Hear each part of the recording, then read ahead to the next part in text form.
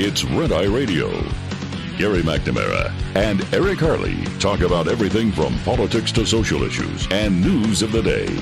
Whether you're up late or you're just starting your day, welcome to the show. From the Uniden America Studios, this is Red Eye Radio. Hello and welcome. He is Gary McNamara. I'm Eric Harley. As we begin a Tuesday, Gary, good morning. Good morning. I don't know where to start, so I'm just picking something off the top. Yeah. All right. The my sentence of the day comes from the Wall Street Journal's analysis of the J.P. Morgan deal. Bank bailout. The FDIC will provide $50 billion in financing and share future losses on asset. It will also cover 80% of the losses of First Republic single-family residential real estate and commercial loans for 7 and 5 years, respectively. J.P. Morgan will be permitted to weigh these loans as lower risk for the purposes of complying with regulatory capital requirements. There hasn't been a more one-sided financial deal since the Dutch bought Manhattan Island from the Indians. Yeah, well, there's the thing. If you go back to the recession, and what was it? I think it was Bank of America that bought out Countrywide Mortgage.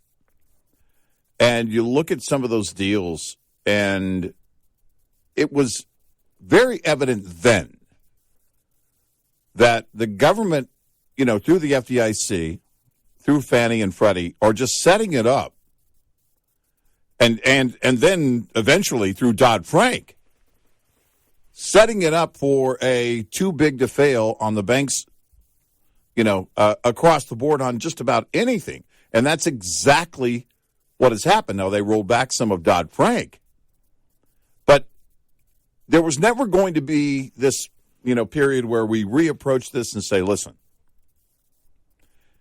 if Chase sees assets there, then that's one thing. They can come in and then they can take on their risks. But you're not going to have that. I mean, tell me there isn't, actually, you can't tell me there's not a bank in the world that has greater sure footing. That's not a central bank. Their sure footing simply comes from the unlimited backing of the taxpayer. Well, no, I mean, I'm talking about without this deal. Oh, okay. Right. They're the biggest bank in the world. Yeah. Let them take the risk. No, not going to do that. Nope. They're not assuming it. The taxpayer has the exposure. And I see the will cost a deposit fund an estimated $13 billion. Yeah. Well, we're not going to know the full cost of this. Right. For years. Well, no, they put that out there, and nobody's going to go back and reassess. It's not going to be a story when you look back, if you go 10, 20 years down the road and look back and go, oh, no, that actually cost us closer to $100 billion or whatever it is. No one's going to do that story. Well, it says the FDIC will cover 80% of the losses on First Republic single-family residential real estate and commercial loans for 7 and 5 years, respectively. So we're not going to know the full. So the FDIC is still involved and will be involved in this over a period of years. It's not like, okay, it's done, it's yours, we're out of it. Right. It's almost as if, okay, the government now is a partner in all of this. Well, the taxpayer is a partner that won't see any benefit. The only thing the only thing this partner gets out of it is, more, higher fees in the long run at banks because it comes from the FDIC, which they're supported by the fees. Yeah. And so in order to replenish those fees, but here's the thing. You and I sat here. I wish that we didn't live in the bubble of today. Stop smoking pot. I wish that I'm sorry, that was the first thing that came to my mind. I'm talking about short and medium-term memory. Everybody lives in the bubble of today. Yeah. It's all the bubble of today. And you think about going back to Occupy Wall Street. Mm-hmm. And the biggest thing that came out of Occupy Wall Street, it was one thing, the banks. the banks were to blame for everything, and big banks were bad. And all the Democrats have done here, really since Occupy Wall Street, you did have in the last one where they shot down a bigger bank, taking over SVB, but then that ended costing them more. So, right. You, the taxpayer, you're going to foot the bill for higher fees for that one. Right. And so this one, they said, well, no, give it to the bigger bank, and it might only cost us $13 billion. But everything that they've done, the Democrats claim they hate bigger banks, but all they have done through their policy is help to create and stabilize the bigger banks. Yeah. Everything since 2008, 2009 has been to give the advantage, the competitive advantage, through government bailouts to the huge banks. Yeah.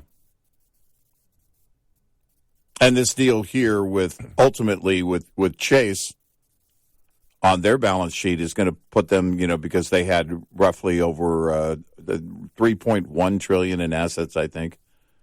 You're going to bump that up, and you're going to basically eliminate the risk. And then when you see this, the main reason for First Republic's failure was long years of easy money. The bank developed a lucrative business issuing below-market mortgages to wealthy customers to attract their deposits. Yeah. Nearly 60% of its loan book consisted of single-family mortgages and included teaser rates with an interest-only period. The business model worked until the Federal Reserve began raising interest rates, which dented the value of its loans and spurred customers to move more deposits into higher-yielding money market funds and government bonds. Everything that we're dealing with is because of the manipulation of the dollar of the Fed to begin with. Yeah. Yeah, it's interesting. You look back at the history of Jamie Dimon. Remember when there was talk about him being called up for Fed chair? Yep. And then for a minute, Treasury Secretary? He's sitting back going, work for the government? No, I'm going to have the government work for me. Are you kidding me? No way. I would also throw in that I think one of the accomplishments and long-lasting effects of Occupy, not so much Occupy Wall Street, but Occupy Portland, was that they shored up the greater justification and acceptance of living in a tent in Portland and doing drugs. That may have been the long-term effect in Portland, just a local thing. But this is the stuff, this is exactly what you get. The liberals will say all day long, oh, we need to go after the rich. We need to go after, because ultimately what they want to do is go after the banking industry. They want to go after the banking customer. It's going to cost all of us. They want more control over banking. They usher all this in, and then they come back around here a few years later. Well, we need more regulation to make sure this doesn't happen again. Who pays for the regulation? We do. Well, here's what the Wall Street Journal had to say on that. During last month's bank run, wealthy uninsured depositors fled to bigger banks that were deemed too big to fail under the 2010 Dodd-Frank Act.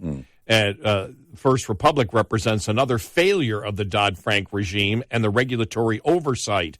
This is not a reason to give the regulators who failed more power. The White House is proclaiming that banking problems are now contained, and Wall Street seems to agree, but losses on commercial and maybe residential real estate loans are piling up on bank books, and who knows what else is lurking in the financial weeds. There's a reason the FDIC had to agree to assume most of First Republic's future loan losses. You know what's funny is when this story was breaking yesterday during the show, the New York Times, I'll see if I can find it. I'll see if they changed the headline. Their headline on this story was interesting to me. And now it fits right in, actually. Regulators seize control of First Republic and sell it to Chase. And I thought, well, that's an interesting way to phrase it. But that's exactly what they did. They usher this in. And who better than Chase? I mean, obviously, Chase has to agree to it. But tell me where the downside is for Chase. There isn't one. Yeah, I don't see it. There isn't one. And I mean, if a smaller bank, we'll just go a few notches down, a Wells Fargo had come in and said, hey, no, we want part of it. And Bank of America said, yeah, we'll take the other part of it. We'll assume a little bit of risk. We'll assume a little bit of risk. I'm wondering what would have happened. Now, having said that, anybody assessing this situation is going to wait for all the knives to fall. You're not going to reach out and try and grab a falling dagger. You're going to wait for it to hit the ground, and then you come in and clean it up. Well, the government's, and this is the way they sell it in the wake of such madness, they're going to tell people, well, it had to be done. when you think about it, we look at the mortgage debacle of 2008, 2009, and that was caused by the government manipulation of the mortgage market. There's no reason why interest rates should have been as low as they've been. I don't believe this has happened for this length of time where they were that, artificially low. Right. You and I remember back in 2012, because we were getting calls. Remember, because, Romney was out there talking about the fact that the Chinese are manipulating their currency. And it was like, what the hell do you think we're doing? Yeah, we're doing the same thing. What do you think we're doing? We're doing the same thing. Right. They're screaming, I can't believe. Before you yell too loud, we're doing the same thing. And that's why we're in the situation that we're in today. We're in the situation, if you want to call it the regulatory boards, if you want to call it manipulation of the mortgage markets and of our currency, whatever you want to call it. I mean, that's a form of regulation. When you do that, it's all regulating it. And what you're doing is across the board, for some stupid reason, and this just shows you how stupid many of these economists are, there's this belief that no risk gives you a better financial system. Right. Well, somebody's taking the risk, and it always ends up being the taxpayer. Yeah, we take that on. If you never had an account or any dealings with Silicon Valley Bank or First Republic, you're going to pay for this. Yep. No, the banks pay for it. You don't pay for it. The banks pay for it in higher fees. It's like we'll tax the corporations, and then you won't feel it at all because the corporations won't pass that on to the consumer. Because they have a tree out back, and they just grow money for their corporate taxes. That's how they pay them. So we decide to play stupid as a society. Oh, no, the banks have to pay for it. We don't. And where do they get their money from? No, you're right. Stop smoking weed. Yeah, that's...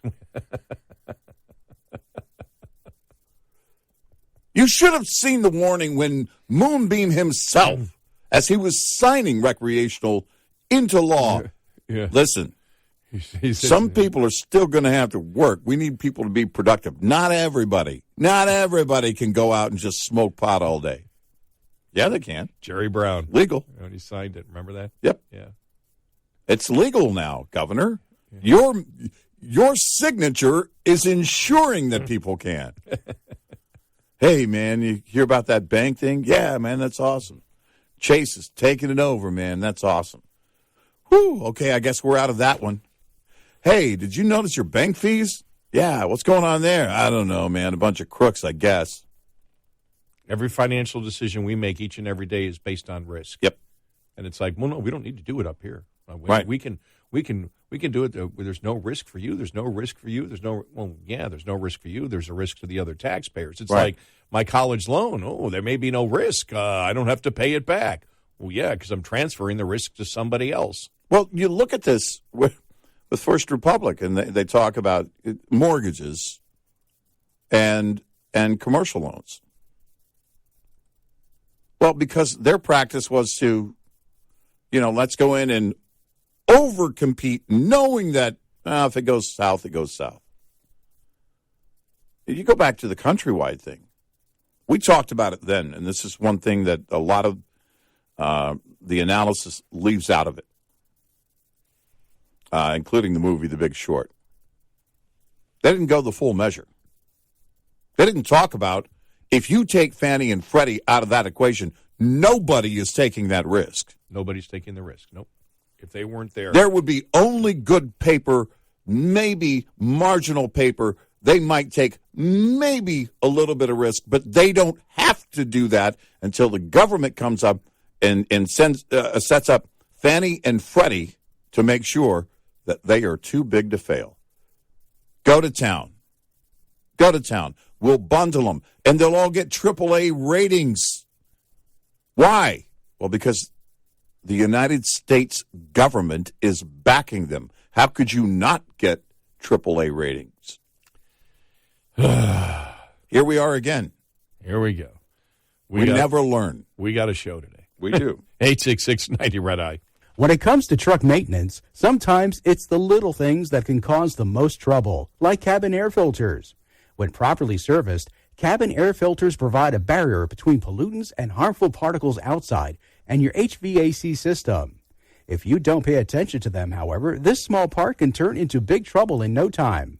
Breathe easy when you know which warning signs could indicate that your cabin air filters are clogged. A dirty, musty smell throughout the entire cab may indicate your cabin air filters are oversaturated and need to be replaced. Check the condition of your filters if you smell an unusual odor coming from your ventilation system. This report is brought to you by Shell Rotella. Shell Rotella, with advanced synthetic technology, is designed to help keep your rig running with more mileage and less maintenance. Coming up, more with Gary McNamara and Eric Harley. It's Red Eye Radio.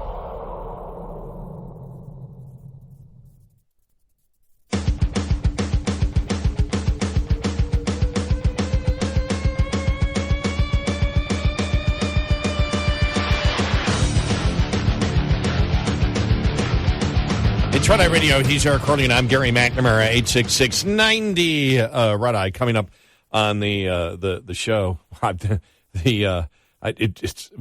Fox News has it at the top story, but it's really an interesting story about Coca-Cola shareholders recently voted against a proposal to conduct a survey on how state laws restricting abortion impact the company's business performance.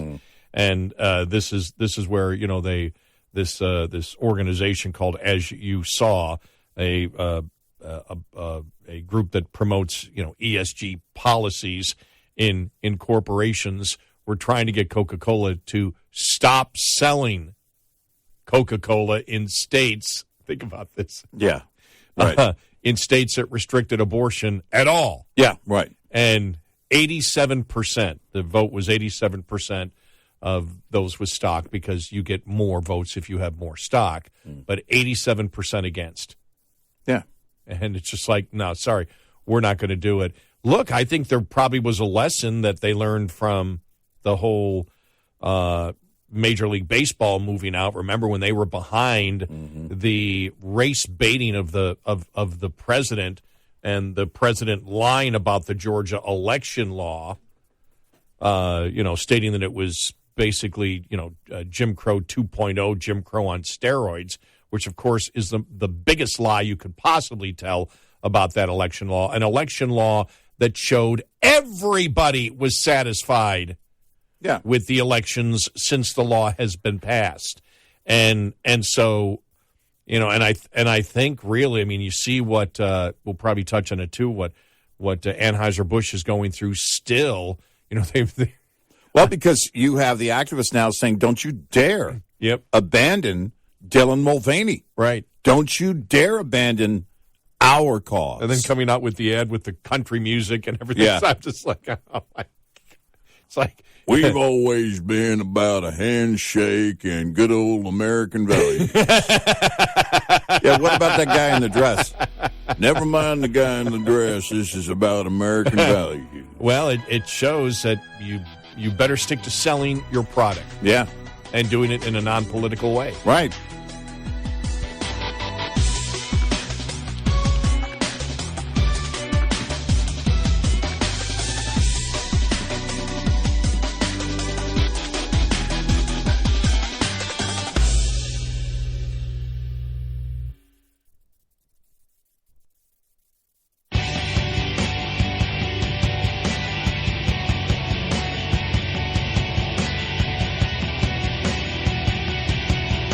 You're listening to Red Eye Radio. from the Uniden America Studios. And he is Eric Harley, and I'm Gary McNamara, 866-90 Red Eye. Sometimes it's things not even involved in politics that can really help shape public opinion around a certain politician. And, you know, this paternity case that Hunter Biden is involved in, there was a lot of comment on it yesterday. I want to play this was Jonathan Turley talking about it. And he was first asked, who has the advantage legally, it seems, in this particular case. But it's really the other things that he is saying and others said yesterday that I think is just really so critically important politically for the Bidens. Oh, clearly the mother, and that also includes the effort to allow this child to use her family name of Biden. You know, Brian, I live in a city that arguably has the highest concentration of narcissistic, craven human beings on earth. But this has shocked many of us, even by Washington standards. I mean, the Biden family has refused to acknowledge this 4-year-old girl. Even the dog in the Biden family got a stocking on their fireplace this Christmas, but not this little girl. The president does not list her as a grandchild. Her father is trying to reduce his support for her. He tried to deny his being her parent. And at some point, this girl's going to learn all that. And, maybe I'm a father of 4, and maybe that's why I find this so crushing. But the thought of this little girl eventually reading about how her family treated her, denied her existence, is really shocking. As he writes here, the viciousness of the Biden family in dealing with this little girl is only matched by that of the media. This is Turley in his op-ed piece that he wrote. Reporters who profess to support women and denounce deadbeat dads have either ignored the story or belittled the mother. Roberts the mother is widely dismissed as a former stripper. That appears to be how she met Hunter, but it is often used to paint her in the same way that the media gleefully reported on former First Lady Hillary Clinton denouncing the women who were involved with her husband as mere bimbo eruptions, end of quote. The reason the media ignores Roberts is that it wants to ignore what the Bidens have done. And, when you think about it here, the whole family has just, and this was really when Biden was interviewing kids the other day, and they asked how many grandkids he has, and he didn't include her. Right. And you think about it, I mean, just overall, how many families would do this? You and I have talked about this many times before, that we have found out in our lives that people that are pathological liars in business and politics on a consistent basis lie to their own families. Mm-hmm. You don't sit there and separate. You're not a pathological liar in one portion of your life and perfectly honest in another. Right. Yeah, you don't go home and then go, okay, let's all talk about what happened today. And you think about this, and probably, I'm going to guess, probably the majority of families in the United States have dealt with a child out of wedlock. I would say, I don't know if it's, I would say it's probably over 50%. But it's a heck of a lot, and even though when it happens, probably some people feel shame, hesitation, whatever. Mm-hmm. But for the vast majority of people, it comes down to, the problem. If there's a problem there, it's the adults who have the child. It's not the child. Right. And when you see the viciousness as Jonathan Turley's a Democrat, understand this. Think about this with the Biden family together, because you don't come to this decision where nobody mentions the child. They actually talked about, we are going to reject this child. Mm-hmm. Understand the character of the Biden family. Yeah. And this gives you a great example, the fact that they don't have character.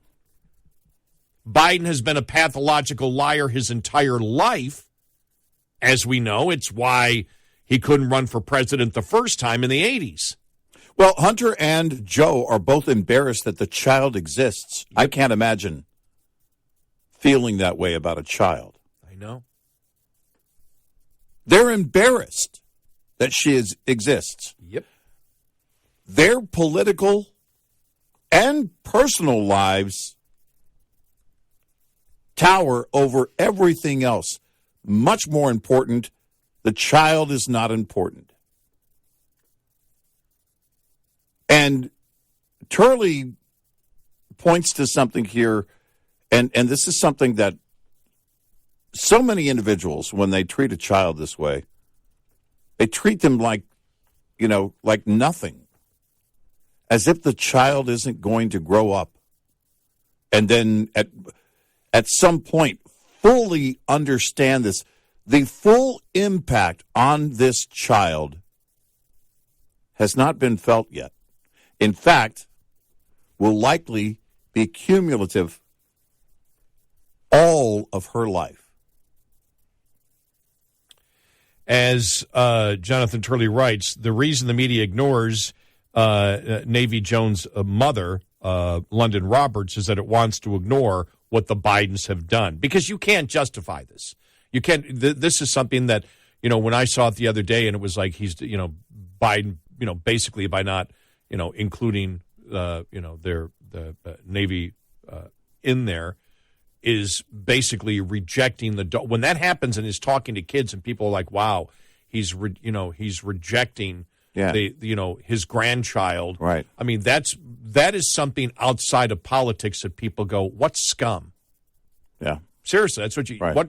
What type of scum are these people to do something like this? Right. Because when she became pregnant, she decided to have her child and raise it on her own. She has raised the child without a father and fought one of the most powerful families in the world. When Navy Jones is older, there's every reason for her to be proud of the struggle that her mother went through in seeking a college education and raising her against all odds. Despite Joe Biden long campaigning against deadbeat dads, his son had refused to acknowledge that he was even the father. A court forced him to confirm his paternity through DNA testing. He continued to fight paying child support for his child. Hunter's delay and evasion of filings and depositions led the court to repeatedly threaten sanctions. However, the effort to bar this child from using the Biden name has moved this scandal from the realm of hypocrisy, to monstrosity. Yeah. It is hard to imagine the pain that this child will experience upon learning how the Bidens erased any reference to her and fought even her ability to claim to be a member of their family. Even the Bidens' dogs and cats got stockings at Christmas, but not their granddaughter, Navy Joan. Understand, this is written by Jonathan Turley, a Democrat, a lifelong Democrat.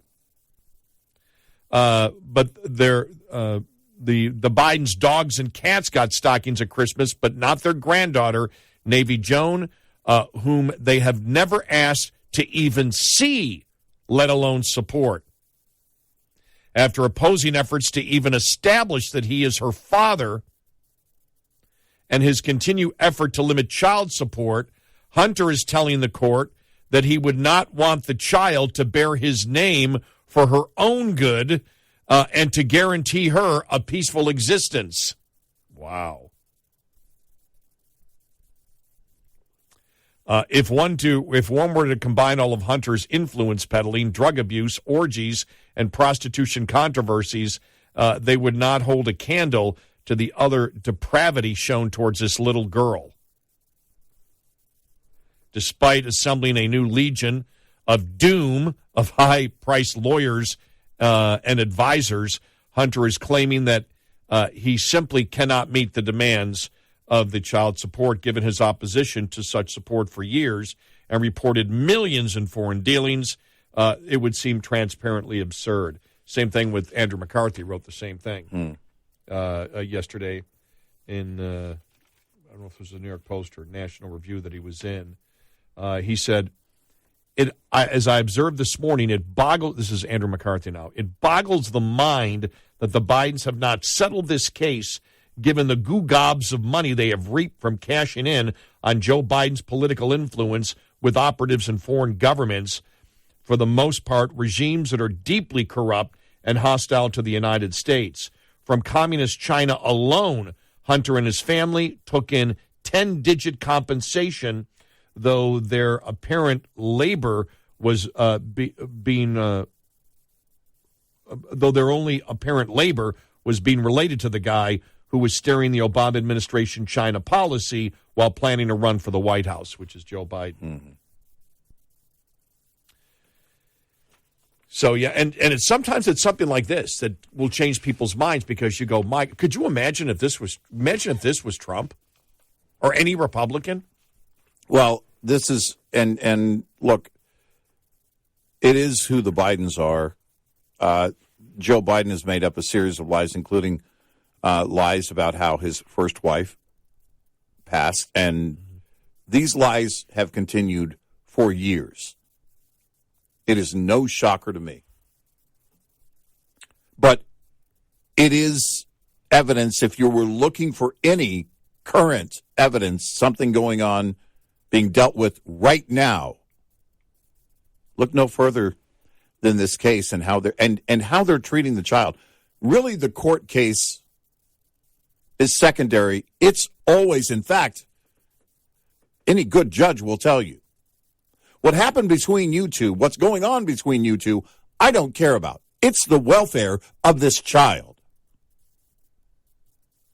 And right now, the only one working to that effect to improve and maintain the welfare of that child is her mother.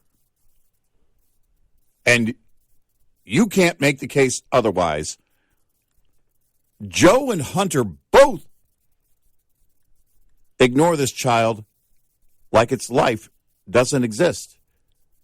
That's because they don't put the value in lives. No, they don't.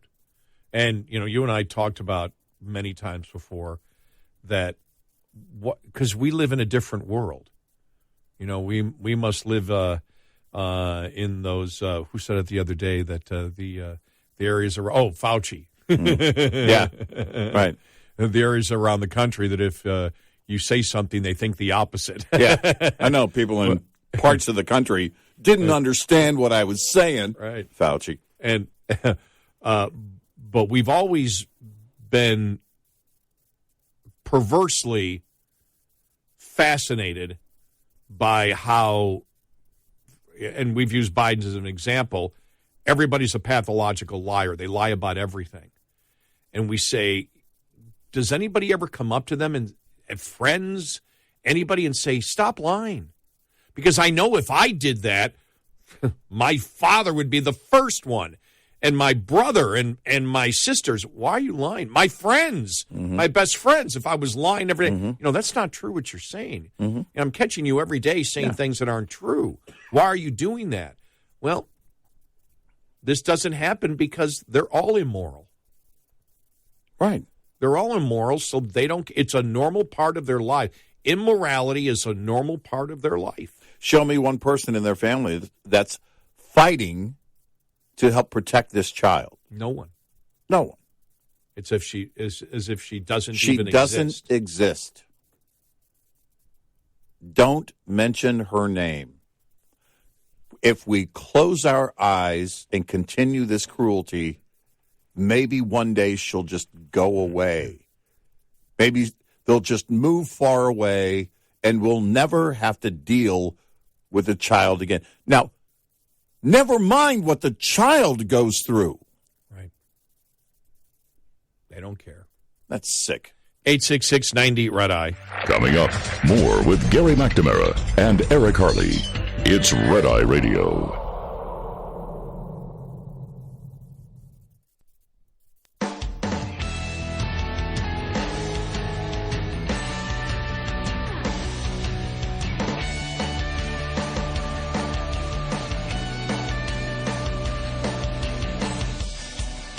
It's Red Eye Radio. He's Eric Harley, and I'm Gary McNamara, 86690 Red Eye. Coming up, the Hollywood strike, how that might affect things. We'll get to that. We have I brought that up because we're having an interesting conversation off the air on that. Plus, on this paternity suit that Hunter Biden's involved in, how this could affect everything else. Mm-hmm. Because now he's going to have to show his financial records. The laptop actually came up. I mean, these lawyers are bumbling and stumbling. Yeah, this is likely because of the two different cases. Right. Well, this is likely why there hasn't been a settlement with the mother. There could be a buyout. Basically, it's based on what the court decides is reasonable for child support over the life of that child up until the age of 18. There could have been a buyout. I know. And Hunter has the money. Except in the buyout, he would be acknowledging he has the money. But he's going to go through that anyway, apparently. Top of the Hour News is brought to you by House Products. Visit houseproducts.com. This is Red Eye Radio on Westwood One.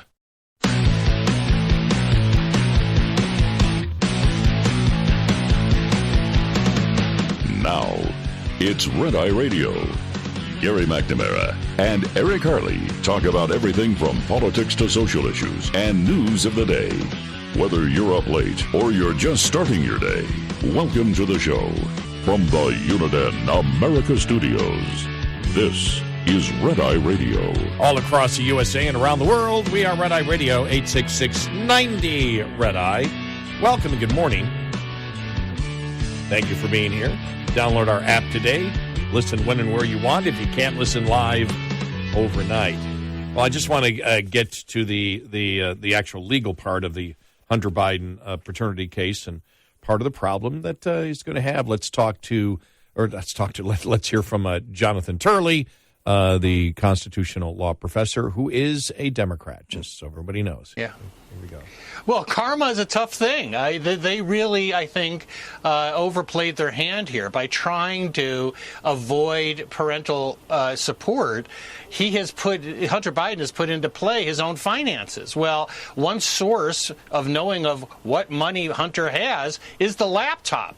And his own counsel went into this Arkansas court and tried once again to suggest that, well, maybe this isn't his laptop.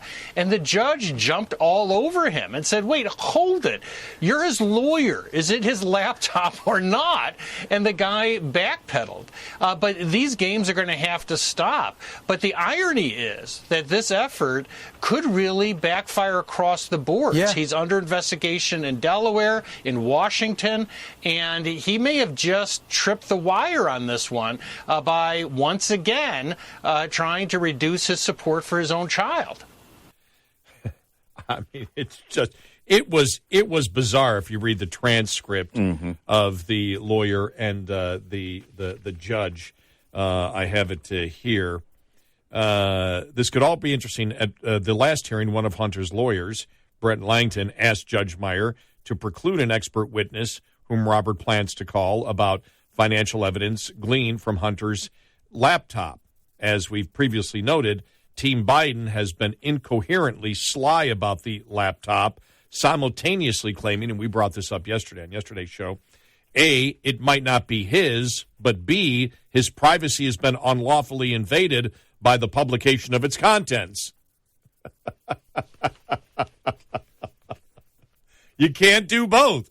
You can't say it might not be mine, but my privacy has been unlawfully invaded by the publication. We've been asking this back and forth of throughout this. It's like, well, wait a minute. 1 minute his lawyers are admitting it's his. Yes. Remember the first time they filed something? We were like, oh, well, you've just admitted thank it's yours. You. Yeah, you just admitted it. Makes the rest of this much easier. And then they go back to we don't know. It might not be his. Yeah, right. And then it says, not surprisingly then, the lawyer, Hunter Biden's lawyer, slipped into a passive voice mode, telling the judge there has never been an acknowledgement from his client that the laptop is his. You want to anger a judge? Well, the judge then replied, well, let's clear that issue up right now. Is it your client's laptop or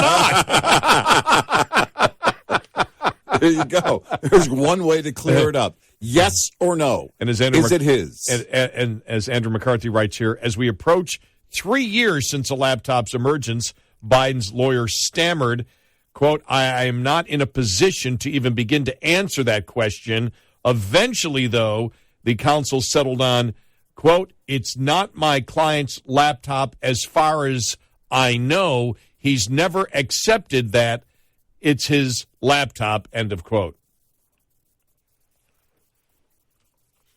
I would, if I were the judge, I would say, well, we're not going any further. We're going to have a hearing based solely on establishing whether or not it's his laptop. Well, that probably will come on May 12th when they have to have all their financial records there. Yeah.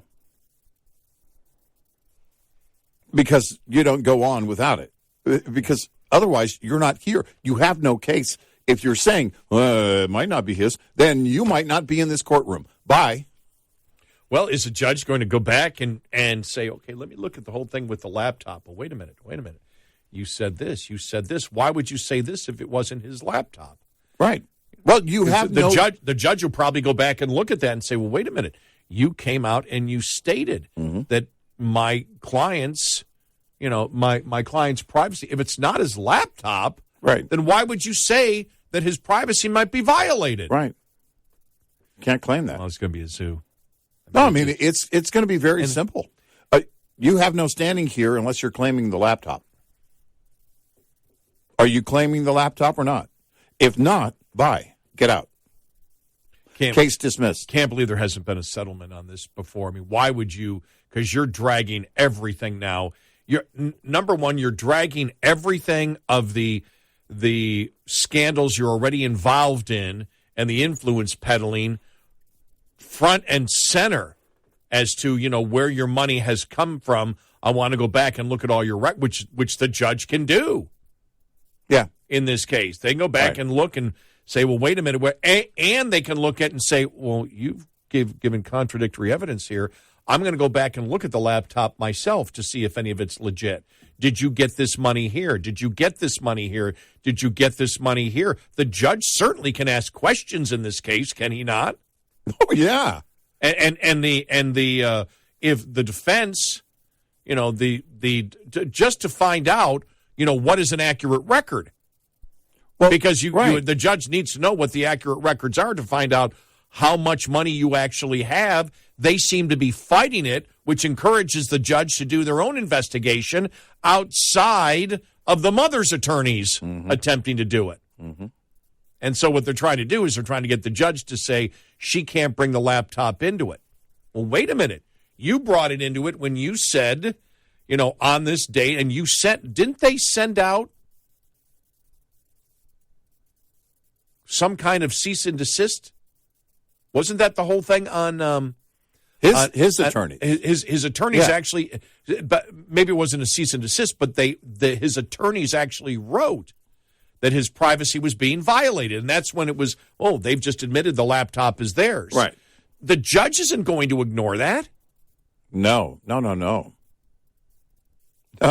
all. And so you look at all this going on, and you just say, I would have raised whatever money I needed. If I were the Bidens, from what I know right now, I would have raised whatever money I need to make a final settlement. Boom. Yes.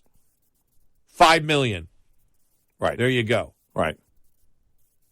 You raise it however you're going to get to that eventually. The court's going to come out. You either have the court come in and say, no, this is what I want. I want this. Or you reach an agreement between the two parties and the court's out of it. That's just how it works. So you can decide to do this. You can agree to do this. Pushing it down the road, almost always in a case like this, makes it much more expensive. And I don't mean lawyers' fees. Yeah, to me, it's just amazing that they've let it get this far. I'd never let it get this far. And like I said, then the other stuff completely outside of how this leads to Hunter Biden's finances, which leads right to influence peddling of the president, right, is the horrible optics Right.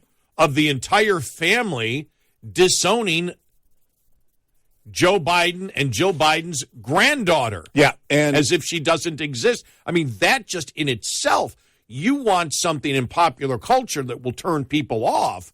That's one of the TMZ kind of stories where people go, well, this is disgusting.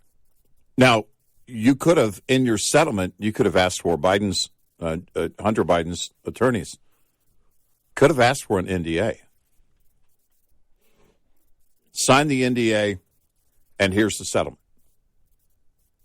I don't know if that offer, the thing is you don't ever hear about the offers if there was an offer made. There could have been offers made. I don't know if that's the case. I'm guessing the mother probably would have let that be known to the media, but maybe not. But you could have said, all right, non-disclosure. Neither party can talk about the terms of the settlement. And here's the settlement. You agree to it, and here it is. Because, look,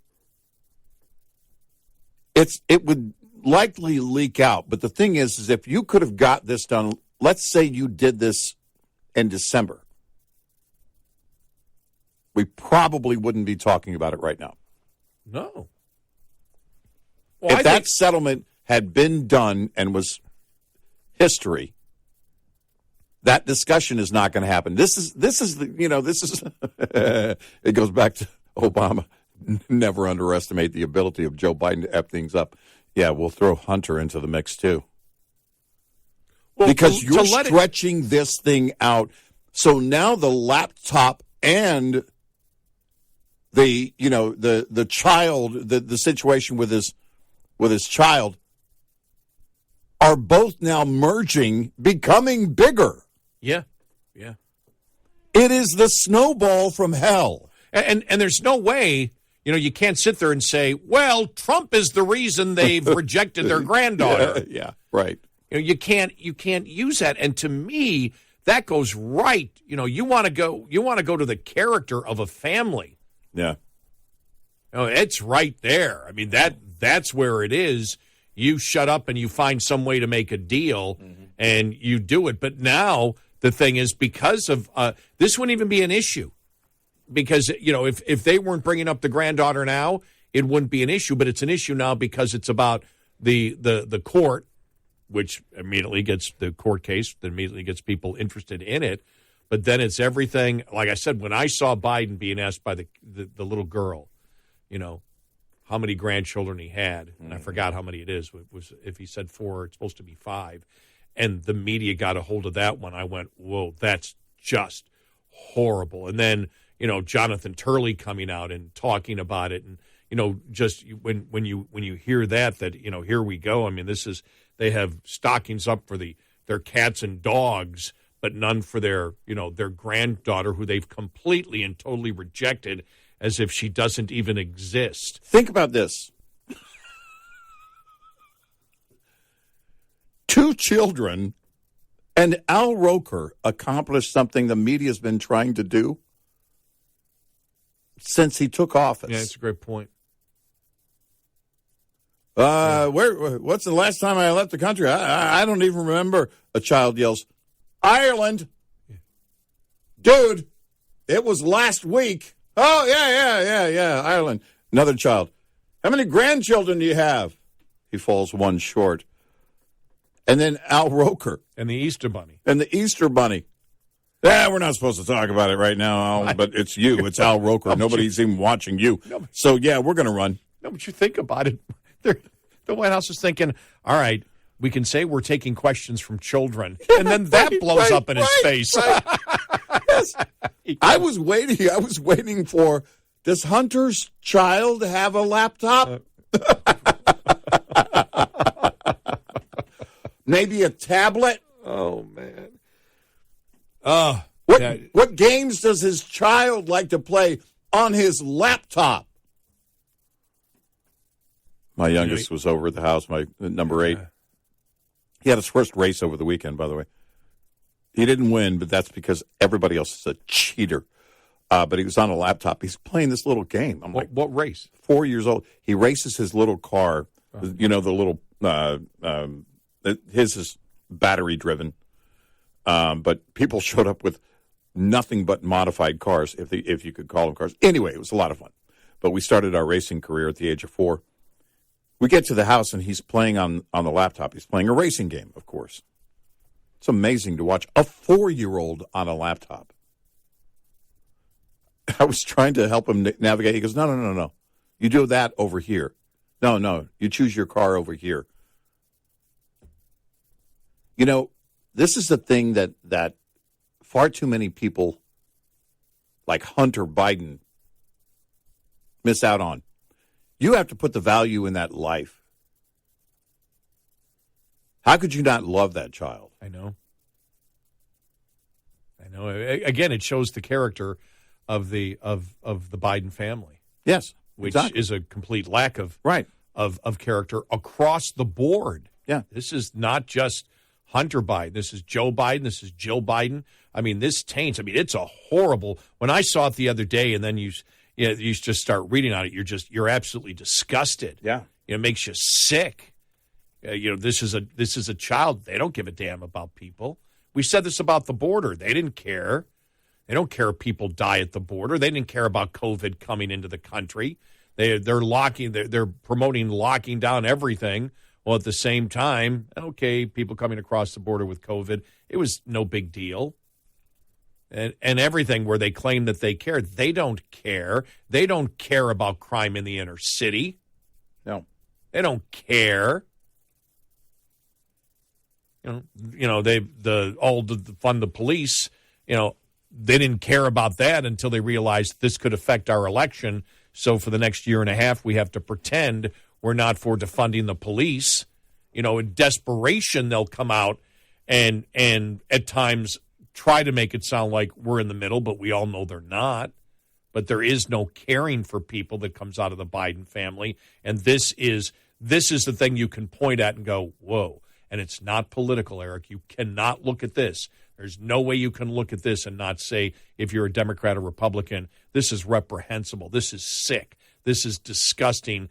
And sorry, you can throw Trump's name in there and DeSantis' name in there, and it doesn't move the needle at all. That's why the media is ignoring it. Yeah. They can't touch this thing. It's brutal. How do you report it in a way that doesn't come across as absolutely disgusting? Well, you have a single mom, and then the only thing they'll do, if they write about it, is say, yeah, she's a stripper. Stripper, right. Yeah, okay. All right.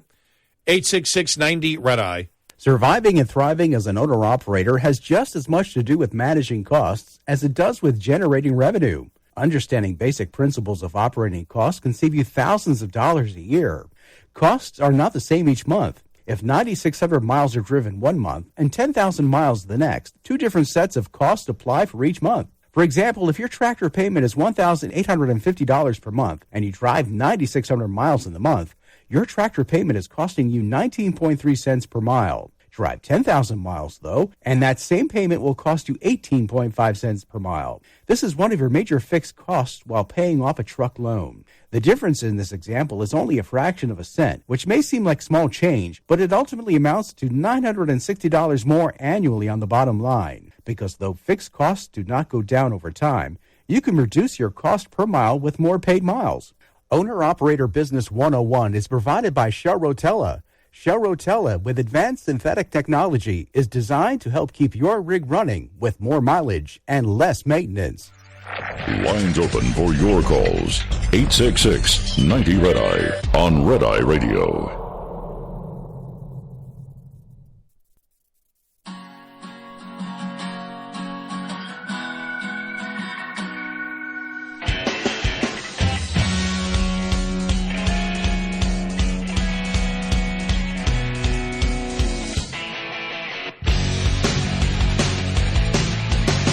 It's Red Eye Radio. He's Eric Harley, and I'm Gary McNamara, 86690 Red Eye. Coming up, it looks like Biden has invited Kevin McCarthy, the Speaker of the House, to start negotiations on the debt ceiling. All right. Now, the question is it really a negotiation, or is it a way to frame the Republicans' plan as being horrible? I mean, that's all part of negotiations to begin with. But the president has invited Kevin McCarthy there. I mean, Schumer the other day came out and was saying, yes, we need to negotiate to expose. Well, I don't see how the Republicans can lose this one. I don't know how you lose it except if you have to start actually cutting from people, because that's the thing. I think the consensus from Republicans is we need to cut, but nobody can feel it. Yeah, there can't be an effect. There can't be an effect, which, and as we have said, what eventually they come up with is even what the Republicans are proposing is just a trickle. It really doesn't do anything. I mean, it may lengthen the time before we are in financial doom a year or two, but we're still heading down the same path, just at a slower rate. Right. But we'll talk about that, plus the Hollywood strike and a whole bunch more coming up.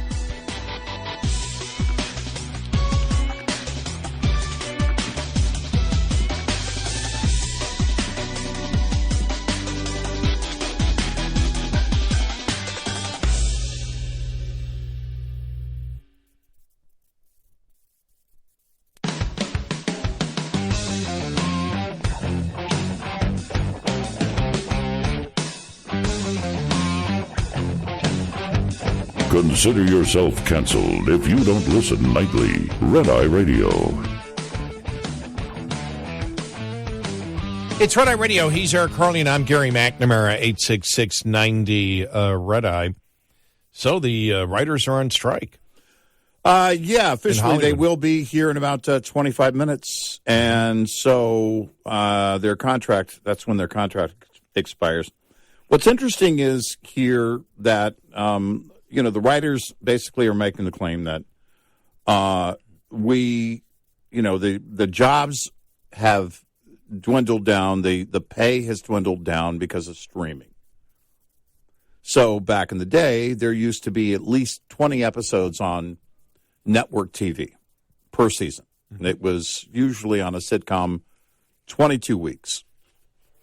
So then you would get residuals. Residuals would work this way. It would go to DVD sales, and then it would jump to syndication. Right. Now it is more likely that it jumps not to DVD sales. It's rare for a show to go to DVD sales. It goes to streaming. And this is part of their contention, that the streaming residuals that they get, royalties as writers, are hardline. They basically hit a brick wall once it gets to streaming. They don't have the residuals that they would for, like imagine a show like Everybody Loves Raymond or Seinfeld being in syndication forever. I mean, those are your two, I guess, biggest examples. Friends, probably another one. But Friends ended up, and I think Seinfeld too, ended up on streaming. But I think they're both also, I don't know if Seinfeld is on any, are they still on TBS? On TV? I think they still are on TV. So some. Yeah, they're on CW too. Are they? Okay. Yeah. So some will remain in that open syndication, then also jump on streaming, and it may be a limited time on streaming. But the point is that with so many shows being created just for streaming, a season is 8, maybe 10 episodes. And you don't need as many writers. So one of the sticking points here in this negotiation is that the writers want this put in the contract, the Writers Guild wants it put in the contract that they would employ a certain number of writers per season, whether they're needed for every episode or not. So whether they need that many writers, there would be a minimum number of writers that you would have to basically have on set. I don't see that one going very far. And isn't that one also, though, because I was reading Variety magazine about the two top issues is that issue plus AI. Yeah. But that would be the fact that they don't want AI to take over, to take over the actual writing credits of any writers out there. They have no problem. The Writing Guild has no problem if the writers use AI to help, leapfrog into stories and things like that. Yeah, the writers would take it from AI and then punch it up, and then it would go to final script. Yeah, right. And so they want to use it, but they don't want Hollywood to use it to replace them. Right. Which actually that's part of the minimum number of writers on a show. Mm-hmm. And so you would have to have a minimum number of basically of humans, of chat GPT operators. Because ultimately what it comes down to is that you are, and we have been seeing this for years, their industry is changing drastically. You have, by the way, I'm trying to find if, I'm guessing that Taylor Sheridan, who writes every word of all of his shows. Yeah. There are no other writers on his shows. But I'm guessing he's Writers Guild. And, the ones that are in production, that's one thing. The immediate effect will be late night television. Seth Meyers actually did a segment on it the other night and said, okay, if something happens and we don't show up one night, know that that's not what we wanted, but, that's what will be going on. And so the late night shows won't have writers. Seth Meyers, in fact, is part of the Writers Guild. It says he's been nominated for the Writers Guild of America Award, Taylor Sheridan, so he must be in it. Yeah, I'm guessing. I don't know how he wouldn't be. Yeah, so, shows like that, though, if he's already written that script and it's already on to production, which is how it's going to work, if it's already in production, then they can continue that production. My question would be, because he's the only writer, and this is unique to his productions, is if you need to change the script at some point, which only he could do. Right. Well, only a writer could do, but he's the only writer.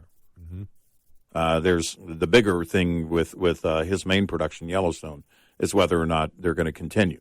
Mm-hmm. That's been the question for a long time, and for the last year or so, with the idea that Kevin Costner essentially wants more home time, and that inevitably happens. The shows become too expensive. This is what happened with the Late Show with James Corden. What did you say? How much were they $20 losing? million in the hole every year. Wow. $65 million in production costs, $45 million in what the revenue was for the show. They were bleeding cash. And because you have to ask yourself, James Corden isn't old. And I know he says, well, we wanted to go back to London and raise our children there, and it was a critical point. And I get that. I understand that. I believe that. But I also believe that if there was a way for him to stay in that, if it were profitable, they would have made a huge offer for him to stay. Right. And it was not profitable. But that happens with a lot of shows that become successful. His didn't have the viewers that Seth Meyers has. He had just under 1 million viewers, average audience of just under 1 million. It was like 997,000. And Seth Meyers has roughly 100,000 more. That's not a lot. Viewers every night. No. But that's, again, keep in mind, this is late night TV. No. What I'm saying is that's not a lot. I mean, is that 100,000 the difference between losing 20 million and making 20 million? No.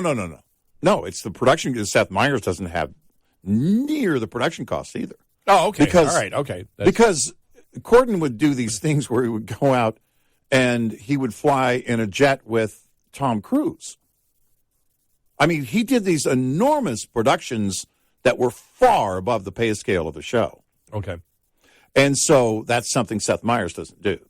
I mean, he has production costs, but he knew he probably couldn't run the same show that he wished to run. Yeah. and stay profitable, and then the writing's on the wall, and you're done. Well, and it really ramped up since he signed his last deal, his last 3-year deal, and nobody seems to know what his pay was. He was making between $4 and $5 million between James Corden was up until per year up until his last 3-year extension, but there was no word on how much it increased with the last 3 years, and he ramped up the production to go through. I mean, it just went through the roof. Okay, because I just, how is that allowed? I mean, how do you ever get to that point? I mean, this is sort of like, to me, talk show rescue. I mean, how do you get to the point of losing $20 million when you were losing $5 million, or the projection there with you knew you weren't going to? I mean, there's a reasonable expectation of what your ad revenue is going to be based on what your production costs are going to be. Well, you hope that the cost per point is going to pan out. In other words, you hope that your audience is going to grow significantly by investing more, and that didn't pan out. And this is exactly what happens with a lot of cable shows. I think you're being delusional if you believe you're going to have this huge run where this massive audience is there. Now, Yellowstone, they've had a huge audience, but it's still getting to the point of being too expensive. I mean, it will. That's exactly what happens. It happens with every show that has any life at all.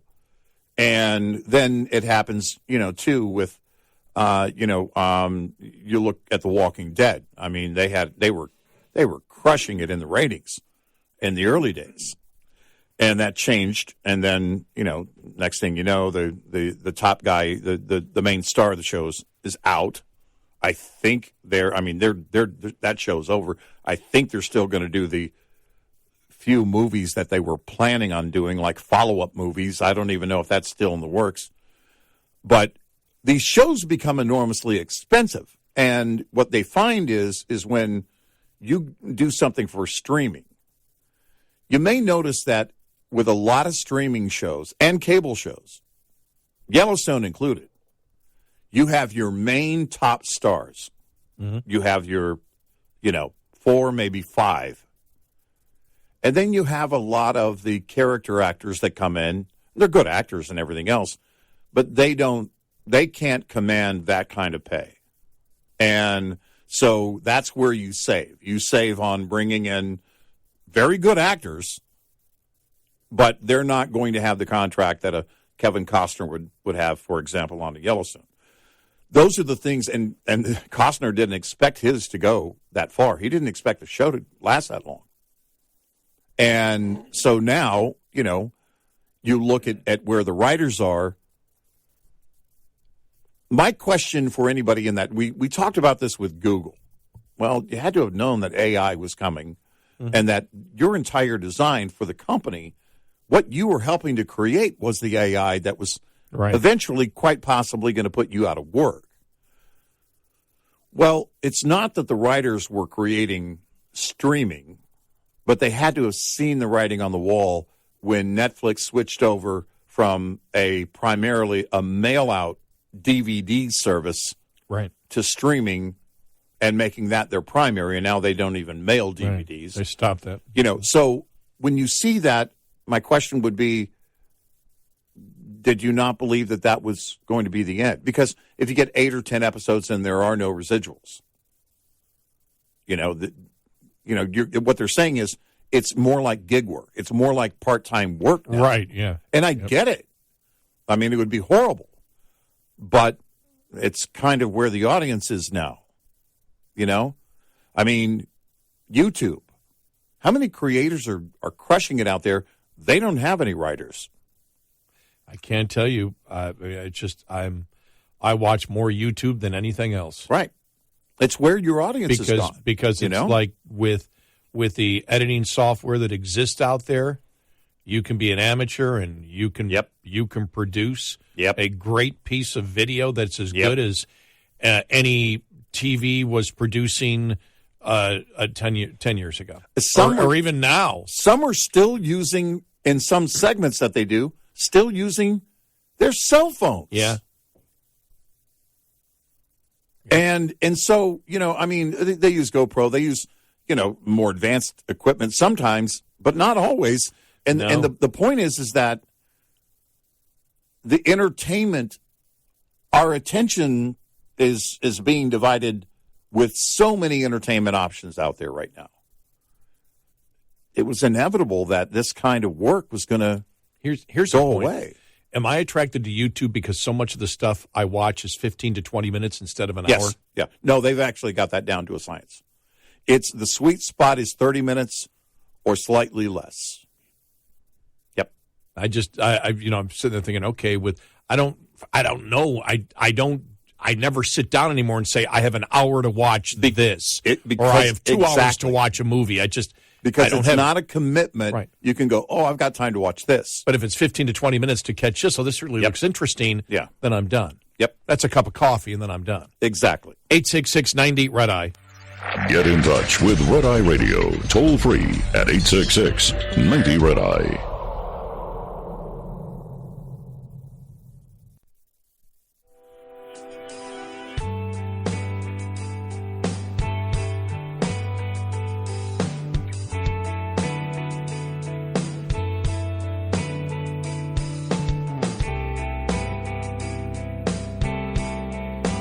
It's Red Eye Radio. He is Eric Carly, and I'm Gary McNamara. 866-90 Red Eye. Coming up following the top of the hour, the debt ceiling, a whole bunch of other different topics out there. This one that shows where money is being moved in this country by people moving. Mm-hmm. New York's income sinks nearly $16 billion compared to pre-COVID as residents flee at alarming rate. That's from the New York Post.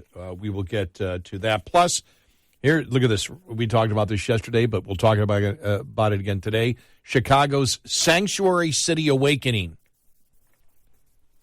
Yeah. We invited everybody from the world to come here, legal or not, Right. to our city. Right. And now we're saying we don't want to pay for it? Right. We're saying we don't want them here. Right.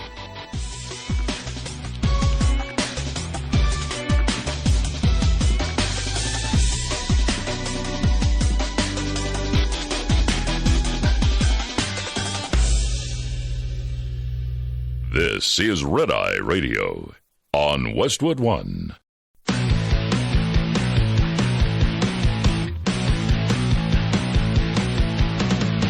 Now, it's Red Eye Radio.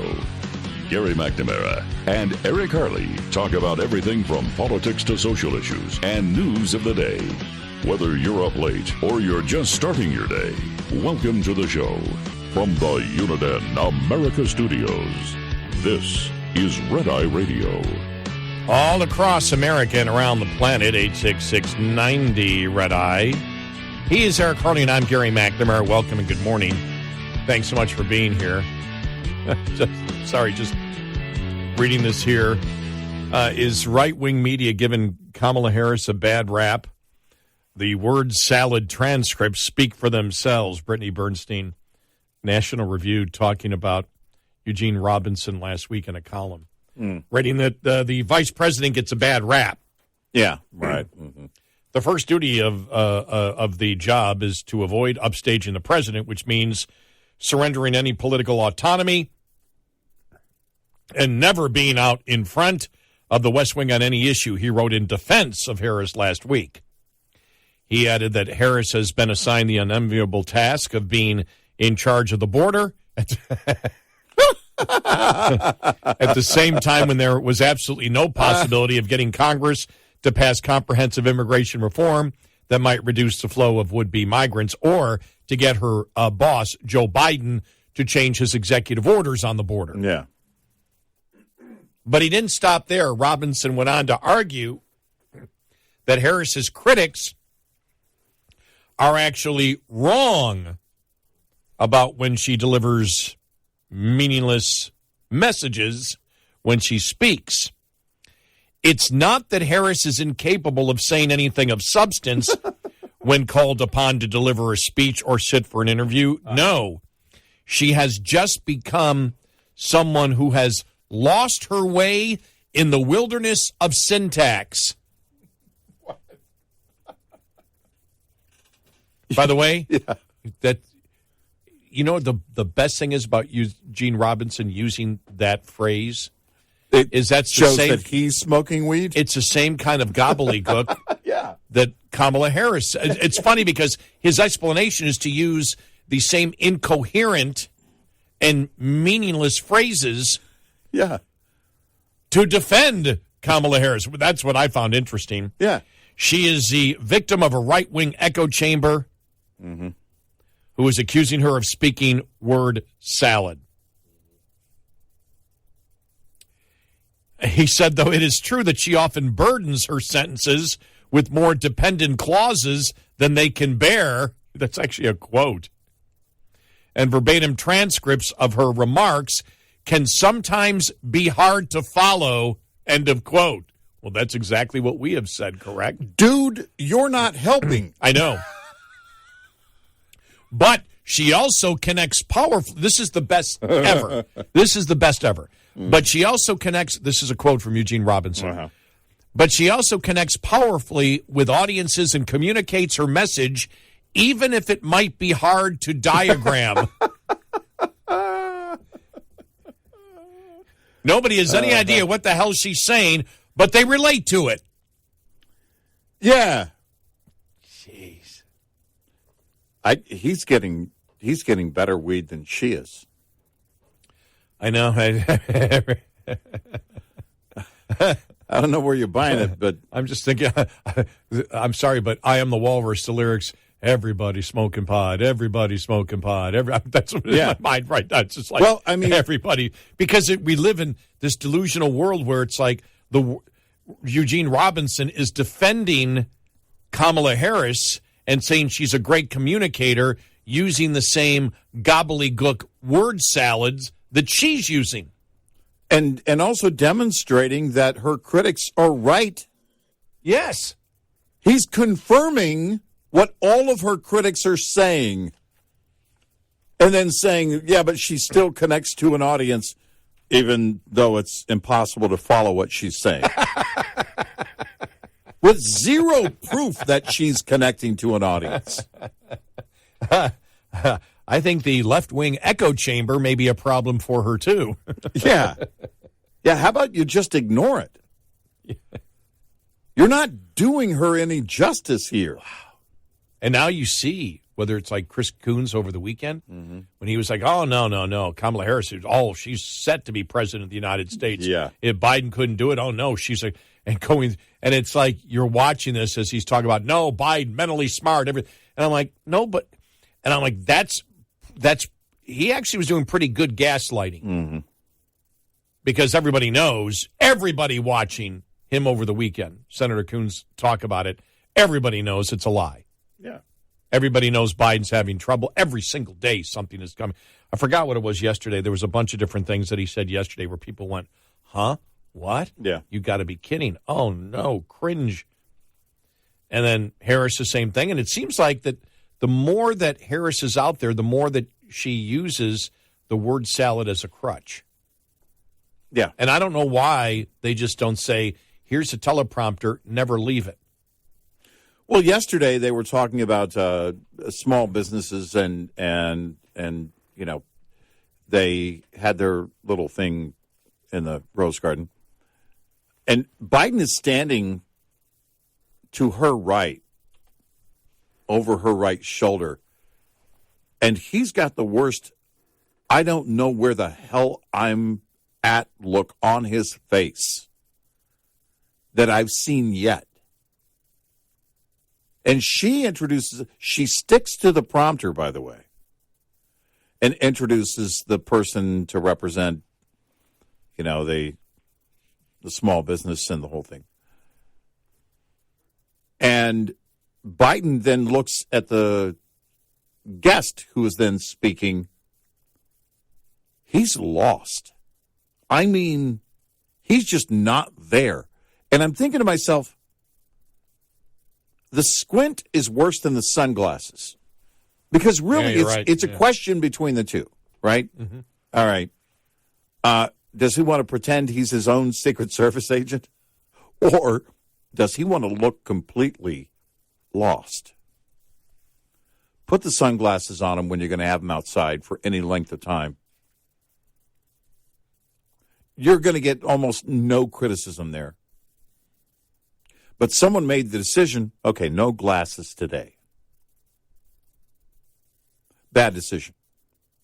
Because he's squinting, and when he squints, his entire face distorts, and he looks like, who are you people? Yeah, he looks lost. Hey, you kids, get out of my yard. That's not the look you want on his face. There needs to be some self-awareness. I mean, after all, show the man some dignity. He's a grandfather of 4. Or is it 5? It's ridiculous that somebody can't think of that.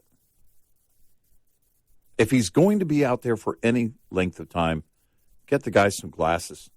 And you know what? COVID's not completely over. Put a mask on him. I mean, you can work the aesthetics of this a lot better. I don't know what you do, if anything, to help the VP. I just don't think there's anything you can do. What I watched, which was live yesterday, she stuck to the prompter. It wasn't horrible, but it wasn't her. Somebody else had written those words. I'm still asking the question, when she does the word salad, is that always ad lib? Well, is it half ad lib? Does she start reading one sentence and go off on her own? I think it's her. I would think so, too. I just can't imagine it would be that bad on the teleprompter. Well, because that's why, after watching yesterday, she stayed on the teleprompter, and it was not the same. She was making it was a wah wah wah wah wah wah moment, but it was not what you normally get from her. And I think there could have been, I don't know, maybe yesterday was just an outlier. But it seemed, I wondered while I was watching it, did somebody get the message? Write for her everything she's going to say and tell her, don't step away from the script. Don't vary. Say these words. And no, because it's bad. Yesterday was fine. I mean, I didn't watch the entire presentation. Once they brought up the other speaker and she was done, I thought, okay, I've seen what I was there to see. Right. Because I was waiting for it. When I saw the video streaming and it popped up and I saw the video streaming, I thought, oh, I got to listen in. I even put headphones on for it. I wanted to make sure I didn't miss a word. And it was fine. She was on script. And so that makes me believe this is her. And I don't know how that goes, if you're going to have a vice presidential debate, if they're going to have any. I'm guessing they're going to have some. But she's going to be off script if they do. That's the whole point. Hey, it's interesting. You're just talking about the debate. See, Trump's going to do a CNN presidential town hall. You think they're trying to take advantage of the Fox News situation? Because morning anchor Caitlin Collins will moderate the event. Mm-hmm. And she used to work for the Daily Caller. Mm-hmm. So you're not, by the way, Tucker Carlson used to run the Daily Caller a long time ago. Yeah. But, and so it's not like Jim Acosta is going to be asking questions. She's going to moderate it with Republicans from New Hampshire. So Republicans will be there. She'll be there. And it's like the left is going crazy because they're like, well, this is obvious a ploy to just increase ratings by being Trump friendly. It's like, well, duh. Right. Yeah. Duh. Olbermann went nuts. Yeah. See if I can find I can find the Olbermann thing here. Would he? Olbermann just went. Olbermann went crazy on it. Saying their horse ship is WHORESHIP is complete. Yeah. From his basement, of course. He was in his basement. Right. But when I saw that, I went, oh, okay, so why did Trump agree to do CNN? It's like, okay, Caitlin Collins, all Republicans. Oh, okay, he made the deal. The deal was no Jim Acosta, no this. Give me a friendly audience. Give me at least not a adversarial moderator. Make it a town hall where the people ask the question that are Republicans from New Hampshire. I win, CNN wins. Yeah. Okay. That's my guess. That's my guess. Make sure next time you ask for Chris Wallace. Keep it fair and balanced. So, here we look, go. If they can do that, that's fine. I mean, who's left at CNN? I mean, because typically that would have been a Don Lemon doing that town hall. Or Acosta. Yeah. So, Wolf Blitzer. Yeah. Is Wolf still there? He's still there, isn't he? Still. So these, still chugging along. If you can do a CNN town hall, well, here's my question. Why would you do that for such a small audience?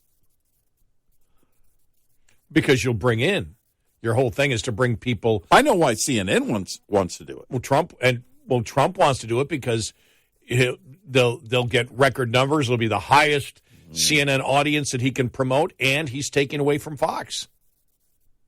Well, let's face it. With CNN, I could be on CNN, and it would be a record-breaking audience. Not as great as Trump. Well, I didn't say that. And that's what they're looking for. Well, but you got nobody watching. Here's my question. I know, but that's the point. People will turn over. I mean, if they're averaging 600,000 and you get 2 million to watch that night, you've just defeated Fox. You've remember, they're not happy with Fox. Mm-hmm. So no, I don't know anybody he is happy with. So I think Trump's fine to do it. He probably could set the terms to CNN because they want to, they're moving away from being, with Jeff Lick, they're trying to move away from being far left. So they bring Trump on. They own the evening. It'll be 9 p.m. Eastern time on May 10th. Mm-hmm. They do this thing very right now when Fox's numbers are down. They take more. They can CNN can brag about it. Trump will brag like crazy about the fact that the highest audience they've had, even if it's small compared to what Fox may have had in the past. Mm-hmm. If they get 2 million to go, we did double what they normally did, and we pulled a ton of people over from Fox News to watch us. Mm-hmm. And so he accomplishes what he wants. He gets a mostly friendly audience, and I don't know. I wonder about that, though. I mean, I do wonder about the audience. I wonder what the questions are going to be like. This is something that the GOP itself has to remember. There are a lot of people in every state, GOP voters, that might be friendly to you, but they've got a ton of questions during the primary. Well, I don't think he's, I think probably what he doesn't want is, for example, every question to be on the civil rape case going on right now, or trying to think of what would be the, or anything. Of the other cases. Of the other cases, yeah. Yeah. I don't think he wants a constant barrage of that. And if, I don't know. Okay, but can you say we're not going to take any of those questions? No, you'll get those questions, but then they'll probably look to see what questions people have. CNN will pre-question the people and say, okay, we'll take some on this, one on this, one on that, one on that, one on this. Mm-hmm. Yeah. That's probably the agreement that they have with them. Maybe. Yeah. So you're not going to be able to avoid it. No. But that's not the case to avoid. It's just you don't want a Jim Acosta asking it in the accusatory way that he would. Yeah, that wasn't going to happen anyway. A constant barrage, right? Yeah, exactly. Right. So that was never going to happen. So he views as being. I think he views it, and CNN views it it's a can't lose proposition for both of them. So do you avoid Fox News altogether? I don't know. I don't know that you can do that. I don't know. Yeah. 86690 Red Eye. We'll be right back with more Red Eye Radio with Eric Harley and Gary McNamara.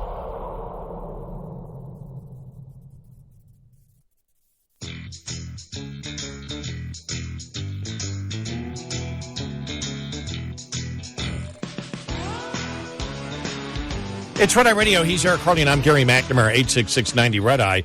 You know, you talk about we're talking about the town hall meeting that Trump's going to have next week on CNN, and you said, well, can Trump stay away from Fox? I don't think he wants to go on Fox right now. I think that's the whole thing. I mean, I don't think he has any problem with destroying Fox, especially after the entire lawsuit. I think that's one of the reasons he says, I'm not going to debate. Because the first one's on Fox. He's like, I'm not going to be a part of that. I don't want to boost up their ratings. I don't know if Fox wants Trump on right now. Who was it? I think it was Donald Jr. saying he hasn't been on Fox in the longest time and they won't bring him on.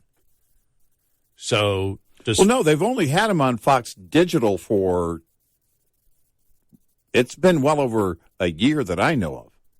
Yeah, he was on Hannity last month, Trump was. Okay, all right. Before all this hit. Yeah, all right.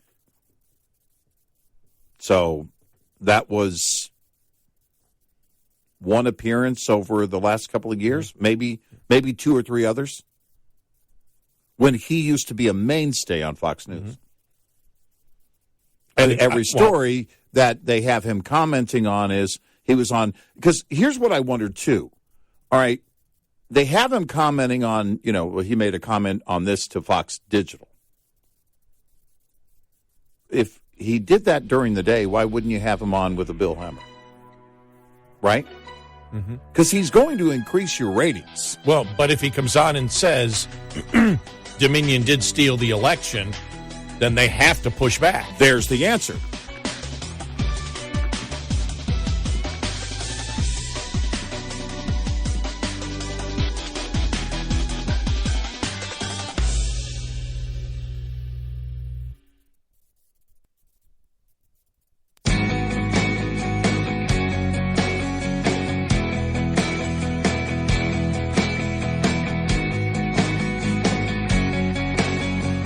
You're listening to Red Eye Radio from the Uniden America Studios.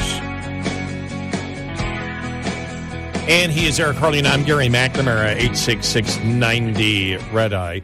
So you think it might have been taped when he was on Hannity? I can't tell for sure. I don't see anybody writing that it was pre-recorded, but it was at Mar-a-Lago, and it did air on a Monday. Now, Hannity's Friday show is pre-recorded.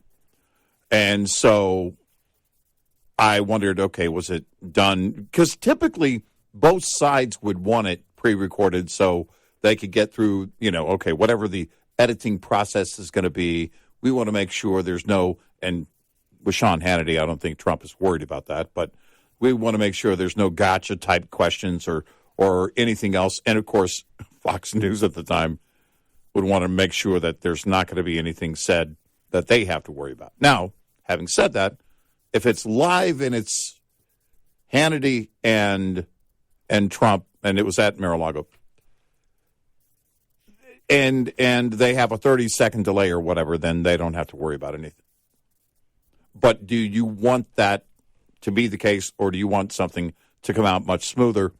So I would love to know whether that was pre-recorded or not, because in most every case, a sit-down interview with someone at that level, either a sitting president or former president, is most often pre-recorded. And the point is that does Fox News want to expose themselves in that way? Do they want to stay away from that possible back and forth? Now, having said that, they're hosting the first GOP debate. Mm-hmm. That's coming up in August. You can't, if Trump is on that stage, you can't say, well, we're not going to air this if he says that. Oh, no, you air everything that happens on stage. You're going to have to be. But that's, again, that would be in a debate format where you're more the moderator and the attacks would come from the other Sure. hosts that would Sure. be there. Sure. But Trump may not be there. Yeah.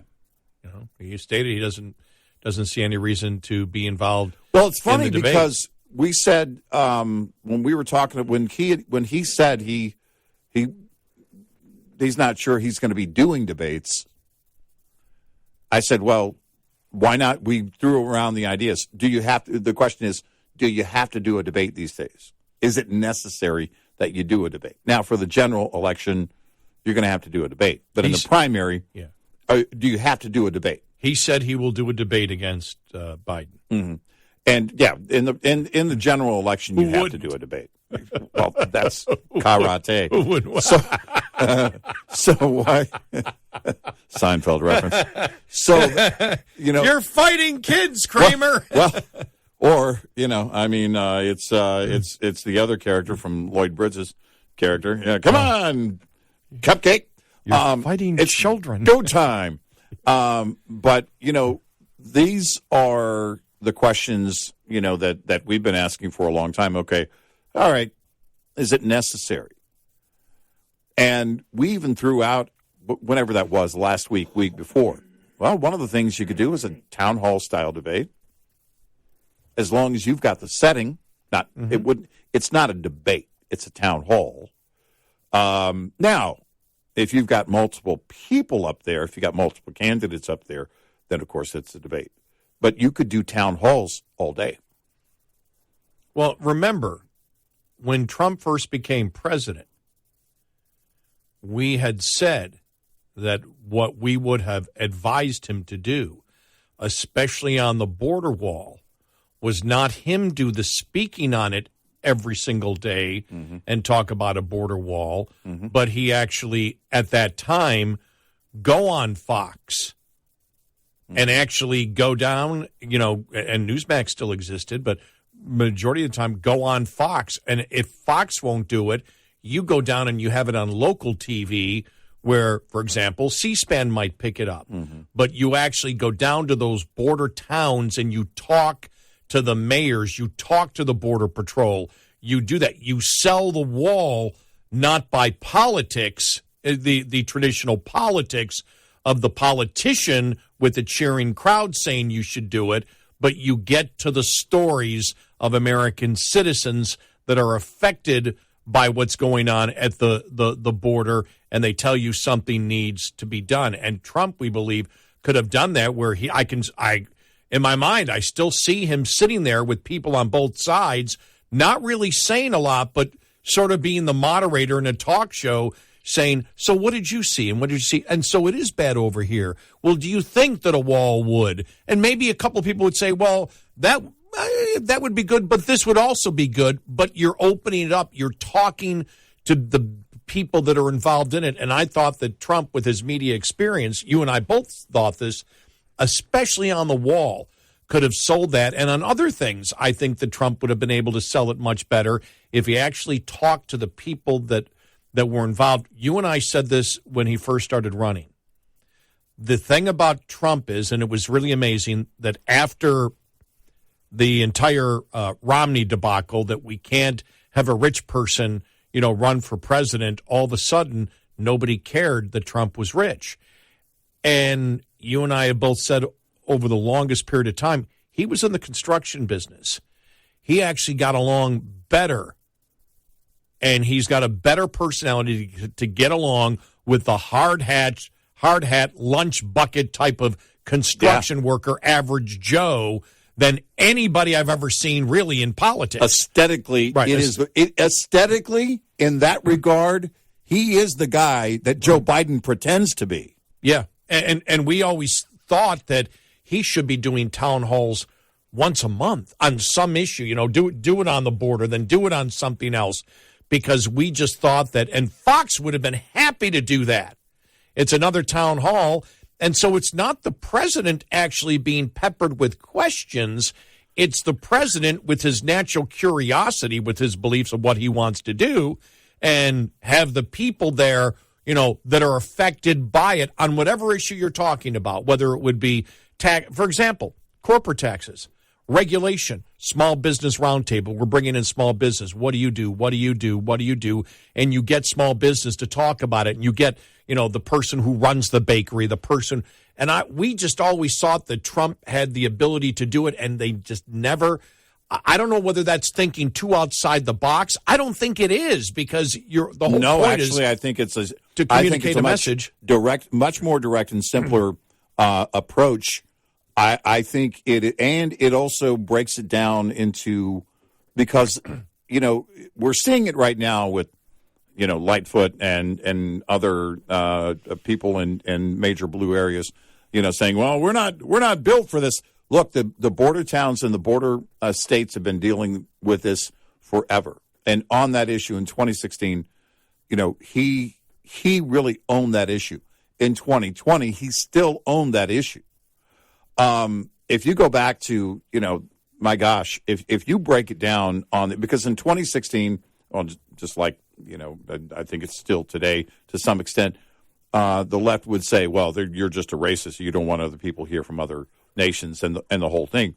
And again, we point to the Jim Acosta back and forth, the day that Jim Acosta got thrown out of the room, because Trump was saying, no, we want people to come here legally. In that exchange with Jim Acosta, he was saying, we want people to come here legally because we're going to need them for all the jobs we're creating, all the expansion that we're doing right now. We need more people here.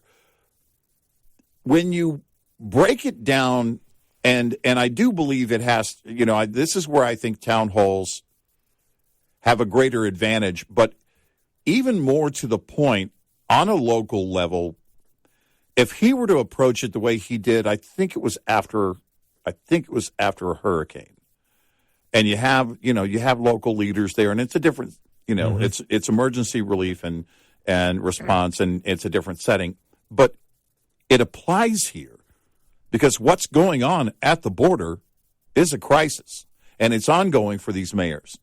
It's ongoing for these sheriffs of those counties. Back then, the current Border Patrol chief, Raul Ortiz, in 2016, I think he was the Rio Grande sector chief or the Del Rio sector chief.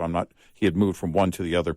But the point is that you can bring in all different levels and the citizens and the business owners. You own a hotel here. What are you seeing? You own a business here. Yep. What are you seeing? You're a citizen here. You have children in school here. What are you seeing? You're still the focal point, but you're the focal point of your natural curiosity of solving problems. And that's, we want to get the job done. So what are the people actually facing out there? And this isn't that kind of, this is a town hall where people just ask him questions coming up. Yeah. But we're talking about when he was president, what we believe he should have done. Because I think there's two things. People claim they don't like ideologues, but we all love ideologues that are promoting what we believe. But I don't think that's enough. Well, it can be enough to get you a win if that's what everybody is doing, but I think you can go beyond that, and you can be the ideologue on the podium promoting the things that you believe that are right and just, and then as you're promoting it in a loud, passionate voice, you say, we'll be going to this town next Tuesday, and next Tuesday we've got we've got a town hall meeting. We'll be talking to the people. Me saying it's one thing, actually seeing the people that are actually suffering because of these particular policies. And that's how you promote it. And you put yourself on the podium as an ideologue, as a moral ideologue, but then you take it. And when you go to the town hall, you actually have those people that are actually affected by it. It's not you just promoting something to win an election. It's because you take it then and you're talking about, I'm concerned about Americans. And one thing that Trump had, and this is why we were disappointed that he never did that, and that's why we said he should have hired us as political consultants for, what is our price now? $1 billion each. Okay, $1 billion each. Okay, it started out like at $1 million a few years ago. $1 billion. Well, no, $999 million. We don't want Bernie Sanders to take it all. Yeah. I'll donate $1 to someone. But I think when you're able to take it really to the streets, which I don't know of a president that probably related and had the ability to relate to the average Joe and Jane six-pack, whatever you want to say, as Trump did, being a billionaire. I don't know. It just, you haven't seen that exist in American politics. nobody ever really talks about the fact that he's the rich elite. You don't hear that. You still don't hear it after all this time. Mm-hmm. And so I think that was an opportunity lost by him. But I think projecting, hey, I'm an ideologue. Even DeSantis to me is strongest. Now I see him on the podium all the time. It's like, whatever. But when DeSantis is there and people are behind him and he brings up other people to talk about a situation that's going on, I think that's when DeSantis is the strongest also. I think any politician is stronger when not them on stage alone, but it leads to something else to show you the problems that Americans have and what, some of the solutions are to it, and that's why you should vote for me, because I believe these solutions are right to help these people. I just think that's more effective. Well, there are a couple of acknowledgments in doing that, and in this kind of approach, you acknowledge, number one, you acknowledge the issue. Number two, which is huge, because it goes beyond even the Bill Clinton "I feel your pain" thing. You're actually right there on the ground with them, and you're listening to their stories, and you're giving them a voice in that moment. But then beyond that, you're also acknowledging that it is a multi-tier approach to the solution, and that you understand that those issues are local, that I'm going to come here to where this issue is. I'm going to listen to you, and then we're going to do what we can to help you here locally. We're not going to do it from inside the bubble. There's a reason that every State of the Union, they point out somebody and tell their personal story. Yeah. Because people are more interested in that. Yep. And so when you talk about people, you see news. I read an article today about, what was it? Oh, the media, the whole media, and they're talking to people. Yeah. If you and I say the media sucks, okay, those guys always say the media sucks. Here's an average Joe saying, I just can't really get what I relate to that guy. Yeah, right. 866-90 Red Eye. Coming up, more with Gary McNamara and Eric Harley. It's Red Eye Radio.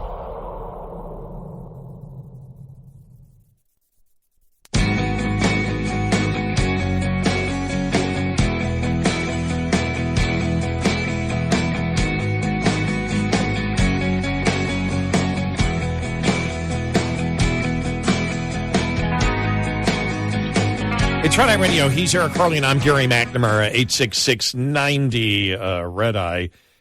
Talking a little bit about the media and Fox News and CNN. Americans fault news media for dividing the nation. A new poll's out there. Yeah, okay. So we will get to that poll. And are you ready? All right. Here's the headline: From transgendered to transabled. These are people who are choosing to identify as handicapped and, for example, believe that their legs should be cut off or their spinal cord should be snipped. I know you can't make this. People think I'm making it up. No. Yeah. New York Post right here. People are choosing to identify as handicapped. And they are not handicapped. And they're not handicapped. No, they're not. Nothing's physically wrong with them. Wow. We'll get to that. And all more right. Coming up, 866-90 Red Eye.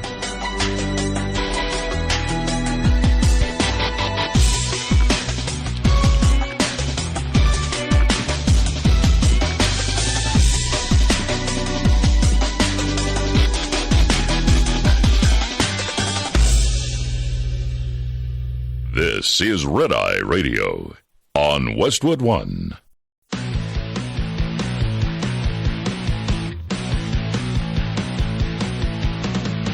Now, it's Red Eye Radio.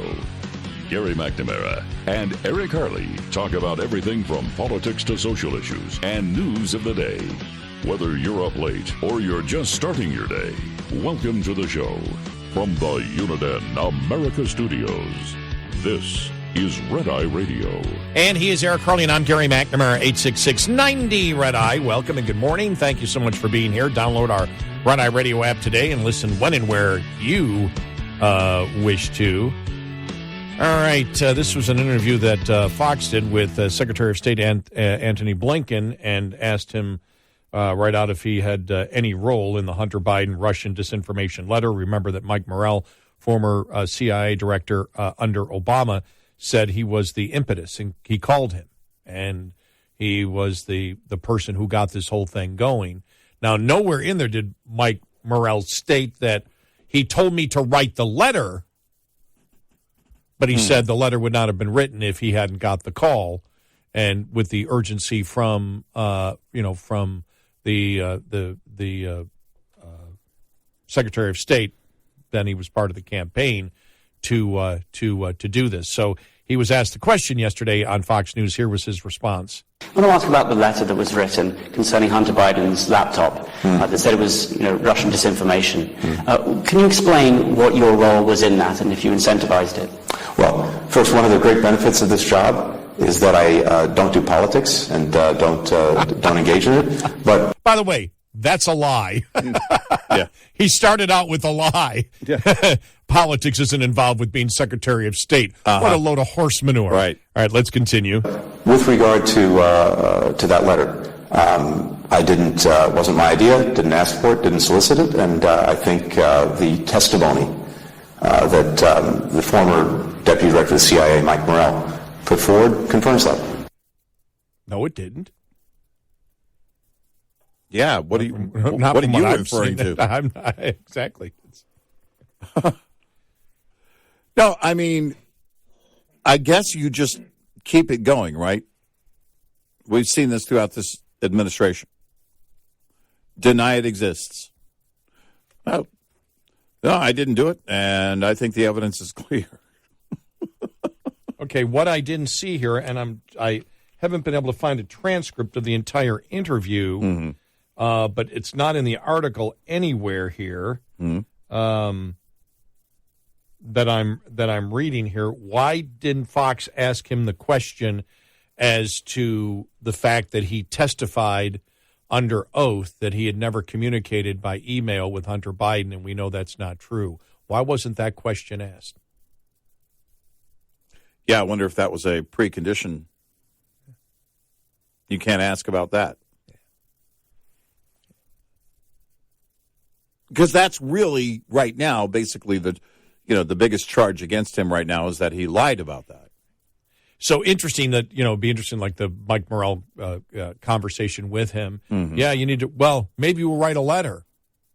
Maybe we should get a letter together and do it. Well, I guess that'd be one way to do it. Well, it wasn't my idea. It was his idea because he said it. I told him that I thought it was Russia disinformation and everything else. Are you stating that you didn't tell him it was Russia disinformation? You notice they never got into that specific question. I don't know who that reporter was for Fox, but they need to have better reporters asking more pertinent questions, more specific questions to get to the minutia of it. Yes. So you can't back out of it. Right. So did you have the conversation with him? Did you ask him? Did you tell him that this was Russian disinformation? Right. Or probably Russian disinformation? And if so, how did you know? Right. And you say you didn't, it wasn't your idea, but when you told him that it was Russian disinformation, did he give you an indication that he would do something and you acknowledged, oh, okay, yeah. I'm just giving you the information. You do what you want. Right. Because he was very specific in how he answered this. We've done this long enough where we can parse the answers from politicians. Right. But it also goes back to asking the right questions. Yep. Benjamin Hall. Okay. Yeah. So that was for special report.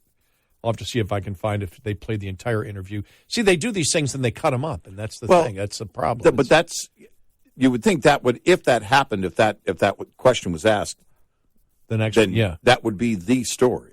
Yeah, that would be the answer to that, whatever the answer is. To the email, right. Would be the story. Because that's the accusation. He lied. Yep. How is that not the first question? I don't know.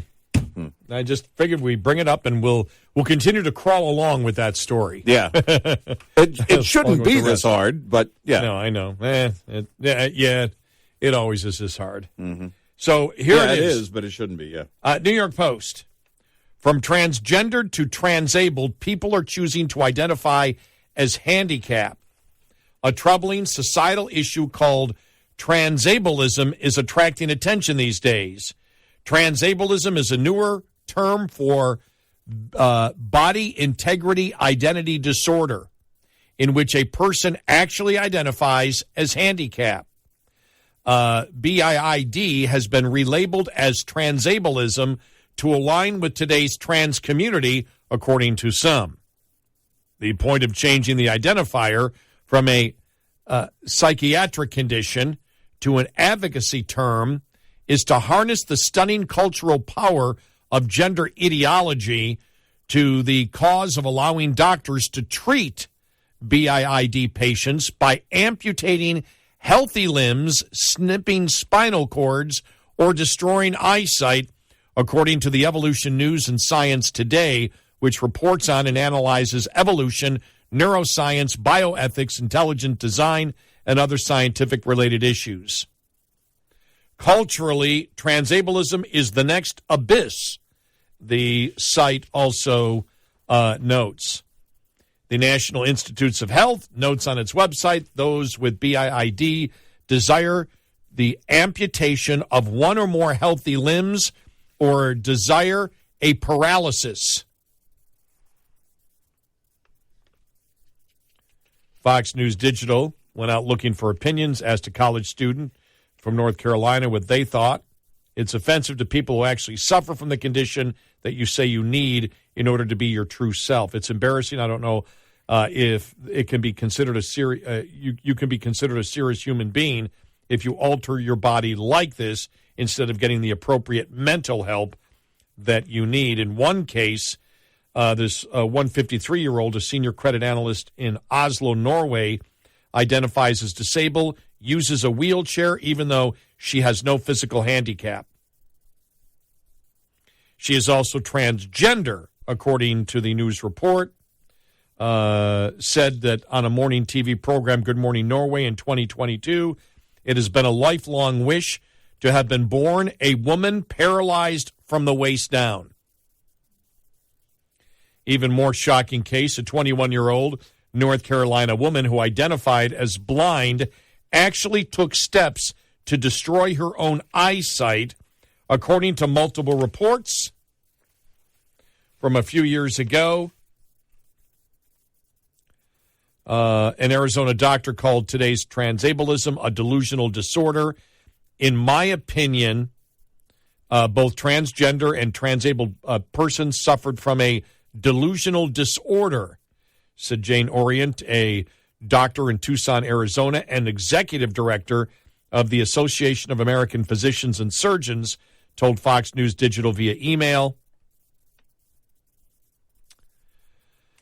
The Hippocratic Oath adjures physicians to do no harm. Mutilating the body is an objective harm, even if it makes the patients subjectively feel better, she added. The disability is lifelong and imposes burdens on others, and neither patients nor physicians conduct their responsibility for that. Orient also noted with transgenders, the follow-up is generally very short. Not sure about the follow-up for elective amputees, she said. The no other way to cope with the condition excuse is a cop-out, and we need to find other ways. Denial of reality is anti-scientific. The pushback is continuing. Yeah, there's no doubt, and you know, I wondered about this for the longest time when it came to surgeries. How many surgeons are willing to do this surgery, you know, for something like this? I don't know where in the world you would find a surgeon that would do anything like this. But then you talk about the transition surgery with transgenders. And we've been talking about, as of late, children. Where do you find doctors who are willing to do that life-altering permanent surgery on children? I wonder about the ones who would do it at all for adults. I know. You know, you have one doctor who's quoted here. It says, look, we go through a very lengthy process in confirming if people want to do elective surgery like a tummy tuck, a facelift. One of the things that you've seen over the years, these stories of people getting surgery, getting some kind of work done on their face, then they have this issue when after everything is healed that they don't look like themselves. Oh yeah. And that that it was altered in some cases too much. And I always think of that where the people lose the sense of self-identity, right, when they look in the mirror and they say, look "That's in the mirror not who I am," and say, "That's not me," Yeah. and it never goes away. Yeah. Every time they look in the mirror, that's the sense of, "That's not me." As a result of surgery that they commissioned themselves. Mm-hmm. And so I wonder about, okay, how many lawsuits? I mean, there's got to be a line that would go from here to Mars of lawsuits of people saying, hey, you messed up my facial surgery. This isn't what I wanted. Even though you did what I asked, I didn't expect it to look this way. Right. Now you take that kind of litigious response to people who have surgery you can't reverse in other ways. Again, I don't know any doctor that would do this transableist. You know, the funniest thing yesterday was I don't know why. It probably has been on before. I just never noticed it. For men who want Botox treatment for their face to get rid of wrinkles. And there was John Kerry, yeah. Well, this guy, the model, whoever they were using, or the person, I don't know whether it was an actor portraying a patient or whatever. This guy was young. I'm looking, he says, and so I got the Botox treatment. I'm like, oh, okay. Your face looks pretty young and everything else. Yeah, what did you look for before? That was the before. Yeah. And I'm like, well, there's nothing wrong with your face. They showed the after. He had a couple little wrinkles in his forehead. I'm like, you got to be kidding me. It's like, wow. What you've had since you were a kid. Yeah, exactly. I'm just like, wow. No, I'm sorry that. Well, people may not want to accept the way that they look. And you've seen the stories. Everyone from Michael Jackson to other people that are in the spotlight that just keep having surgery. They're just not happy with the way they look. Yeah. And, it would take a psychologist to explain to me that situation, and people, this is on a whole new level. I know. It's been my lifelong fantasy to be a woman who is paralyzed from the waist down. Yes.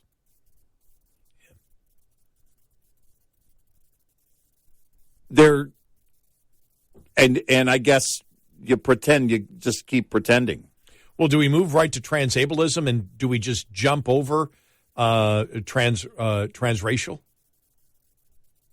I think is transracial jumping the shark even for the left? If you move to this, well, we've been asking that for a long time. But if you move to this, and then, because here's the question: if it's this person, they say it's their fantasy. You don't hear that from transgenders.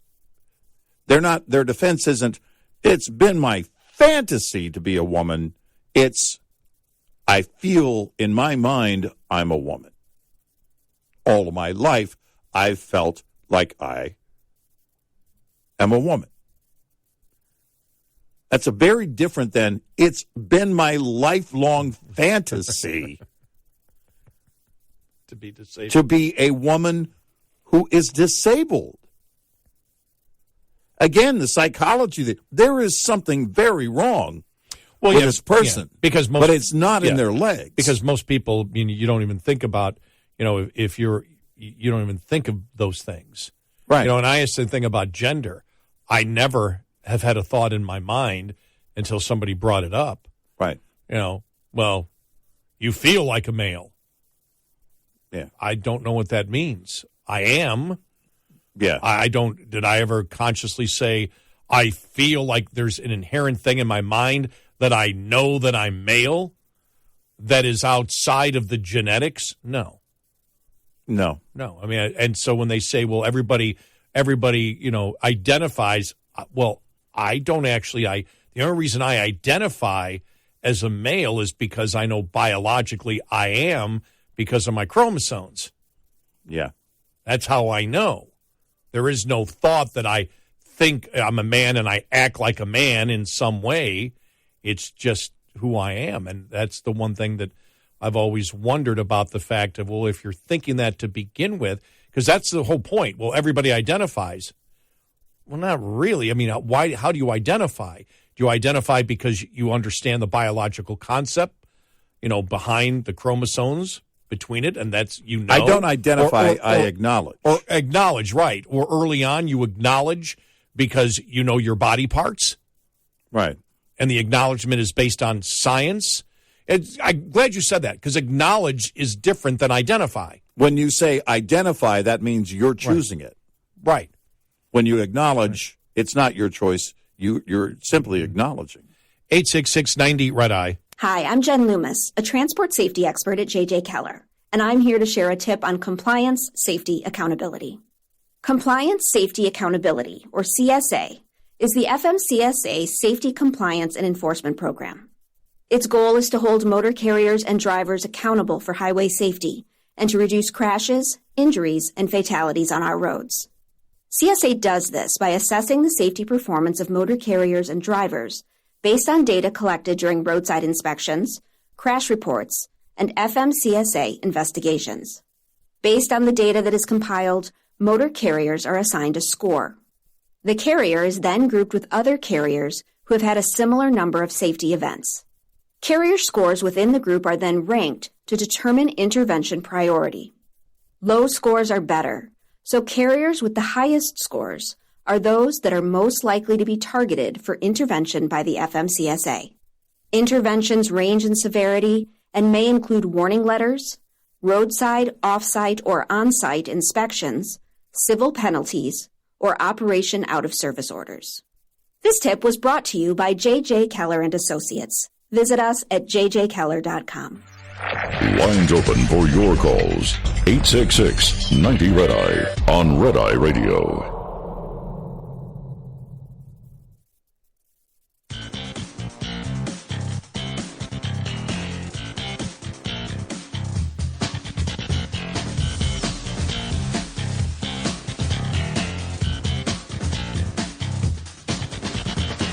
It's Red Eye Radio. He's Eric Carly, and I'm Gary McNamara, 866-90-RED-EYE. The amount of money moving out of some states, California, New York, and Illinois, for example, the biggest losers of money from their state.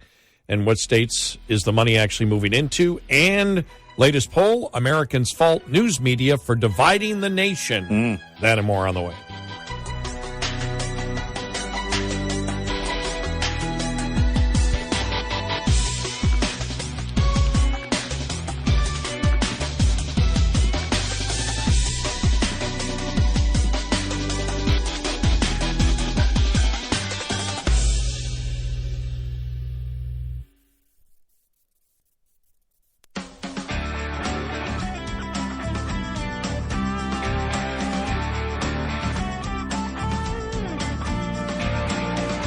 On your smart speaker, say, play Red Eye Radio.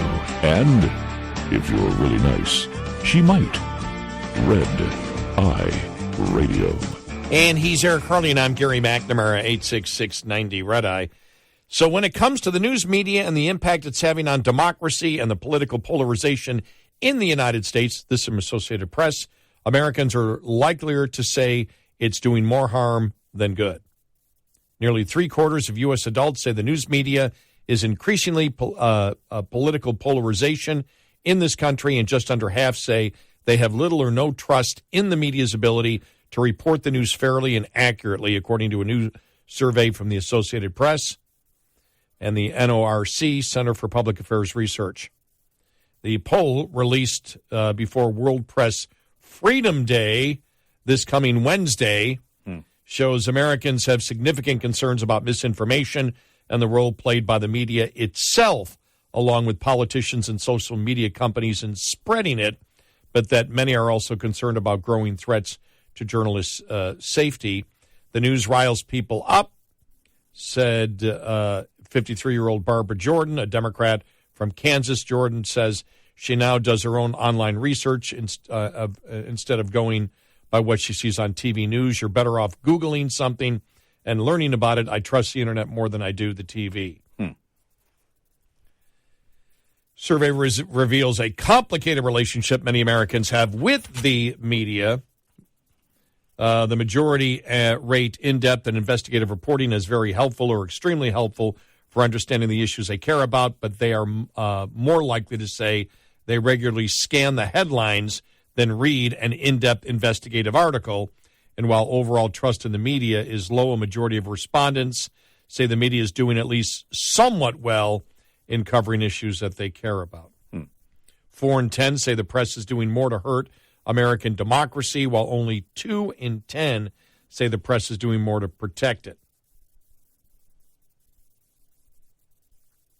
Republicans view the news media less favorably than Democrats, with 61% of Republicans saying the news media is hurting democracy, compared to 23% of Democrats and 36% of independents who don't lean towards either party. Majorities across party lines say the news media fuels political division, but Republicans are much more likely than Democrats to say that's happening a lot. And more Republicans think the news is strongly influenced by the U.S. government and the political views of journalists, which, of course, it is. So there you go. I mean, you and I, again, we're part of the media, but, we've stated this many times before. I know for me, I pay attention to political spin because I can use it for the show. If I wasn't doing the show, I probably wouldn't pay as much attention and wouldn't watch as much political spin. But I enjoy the spin because it can then make it so we here on the show can accurately portray how the media and different media are covering things. Yeah. So it is, and in the case of Biden and Kamala Harris, it's downright entertaining at times because it's getting to be so bizarre, the spin that exists out there. But, with the spin earlier today, I mean, we played, Secretary of State Blinken saying, well, he's lucky as Secretary of the State he doesn't ever deal in politics. Well, that's a lie, and everybody knows it. Yeah. He's a political monster. He deals with it all the time. But and we find it interesting because when he comes out to deny something, probably it's not best to deny something by starting out with an unrelated lie or a generalized lie that you're not a political person because you're Secretary of State. Mm-hmm. Yeah, I don't even know why you would make the attempt. No. But he's not a member of the media, but that's just talking about when you see political spin. It's pretty easy to understand it. When you see, for example, because political spin also has to do with not covering, omission. For example, the Hunter Biden paternity suit. None of the major networks carried it yesterday. Mm-hmm. Mm-hmm. Would that happen if it was Trump? If Trump's family had denied one of their one of his children's, if Donald Trump never mentioned a granddaughter that he had from one of his children out of wedlock, that they didn't exist, and then there was a big paternity suit, which also led to related to a financial scandal, do you think the news media outlets would not cover it? Well, from the beginning, if Eric or Donald Trump Jr. had a laptop in the store, I mean, the New York Times would have had the laptop as a focal point in a parade in New York City. The Grand Marshal would have been the laptop. It's predictable. I guess here's my question. As our sensibilities change, the more and more, we have, I don't know how many different sources now where you're bombarded basically by your phone. And if that's the way you set it up, even if you don't, if you launch Google, things are going to come up. It's going to be in front of you somewhere. It's going to be on social media. If you're on social media, it's going to be there. So you're bombarded with this information more and more. Our sensibilities adapt. Because believe it or not, you are dealing with it. Your mind is like, oh, whoa. Hold on a second. I got so much coming at me. I don't know that, how to sort all of this. Compartmentalize it. That's what you're trying to do. That's what your brain is trying to do so that you decide what's important and what's not. Mm-hmm. The spin has been, I would say from this administration, since Karine Jean-Pierre, it's not even about spin anymore. With her, I don't know how many people on the daily basis actually followed the White House briefings anyway. But then you step outside of that, and then you go to the larger stories that rise to the top in social media. And I wonder how many people, I really do wonder how many people look at it and say, and I'm with you, if I weren't doing this for a living, the so-called spin wouldn't register to me because you can see it for what it is. You can easily compartmentalize that in today's world. It was different before because basically you had the evening news, the morning paper, the evening paper, and that's all you had. And then you took it and you digested that. Mm-hmm.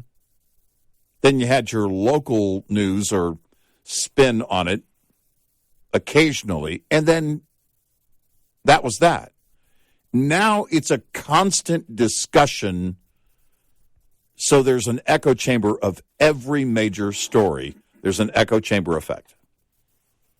And I think a lot of people probably learn to tune that out or decide to tune that out. Well, I'll give you an example.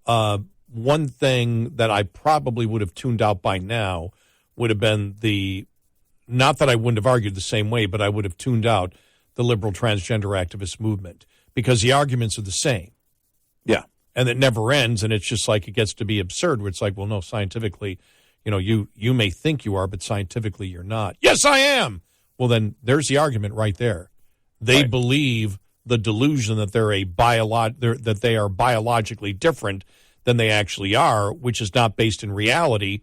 I'm done with the argument at that point. If I'm not a talk show host, I'm done with it, and I'm not going to I'm not going to debate it every day. This is why the Dylan Mulvaney thing is going to be very hard to salvage from Anheuser-Busch and their standpoint.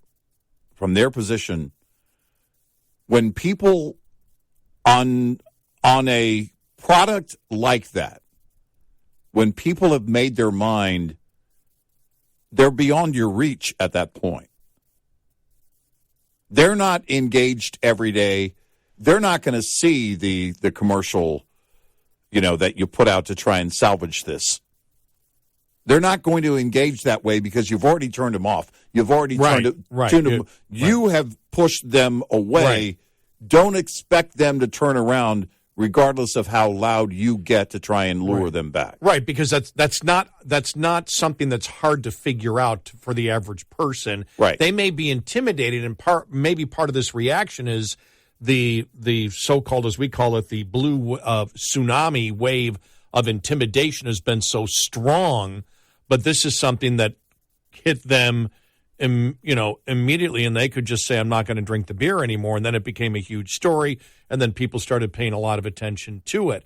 The thing is, for example, I saw Brittany Griner come out yesterday and defend the fact that male athletes should support it. Well, it gets back to our same argument then. Well, that's part of being a self-misogynist because it doesn't make any sense. Males shouldn't compete against females. It's ridiculous. It's not a civil right. It's ridiculous. And so we argue it every day, but most people, they hear the argument once or twice, and it's like, okay, that's it. I don't need to hear it anymore. So when it comes out over and over again, I think it may tune people out unless they want to hear the daily analysis of it of their side, defending their side and making salient points about it, then they may tune in, for example, to talk radio, whatever, and people do that because we get that.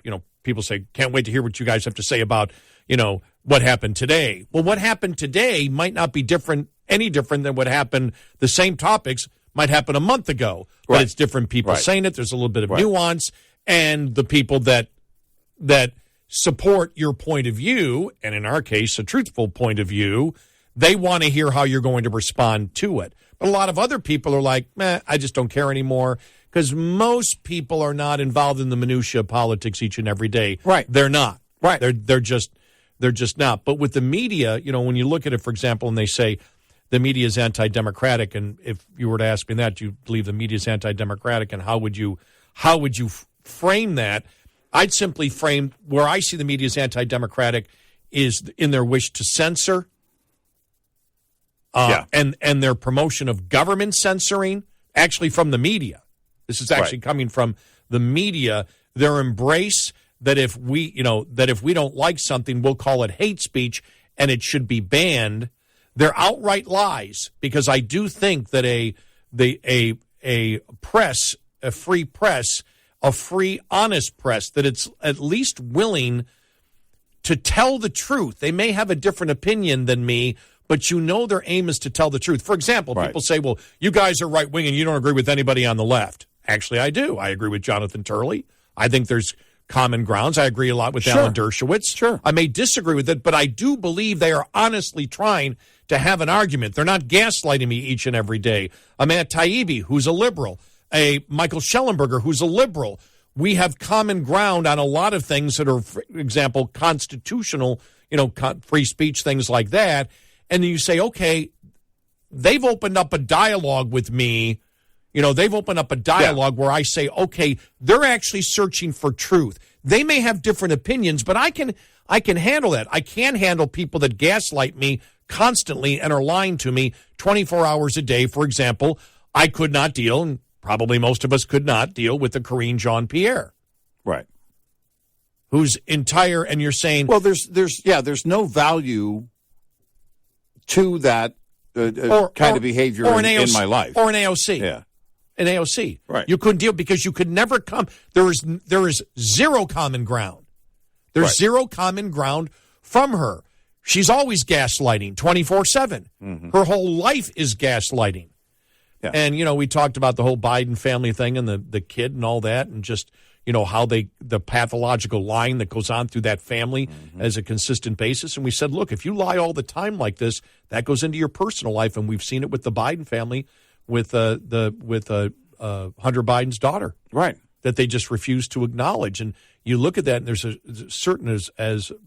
there's a great amount of viciousness and cruelty that's in there, and most people don't relate to it. But for the media, that's how I'd say they're a harm to democracy, is because they do believe in censorship. They do not believe in a free press. They believe in political activism, because that's what they are. Right. Mm-hmm. And, there's no way that you're going to, you're not going to get the trust of most people once you've lost that. So whether you're the media or somebody that's in these news stories or a major corporation like Anheuser-Busch, once you go down that road, once you've lost that trust, it can be at some point impossible to get it back. 866-90-RED-EYE. Get in touch with Red Eye Radio, toll free at 866-90-RED-EYE.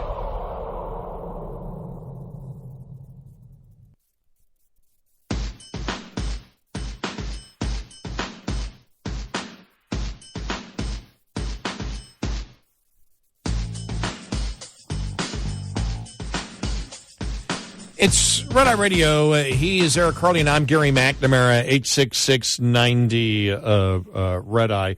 So, yeah, some interesting things in this poll where the Americans fault the news media for dividing the nation. One of the reasons is they actually don't believe in the basic tenets of the Constitution. So they can only divide the nation if they're political activists with that goal in mind.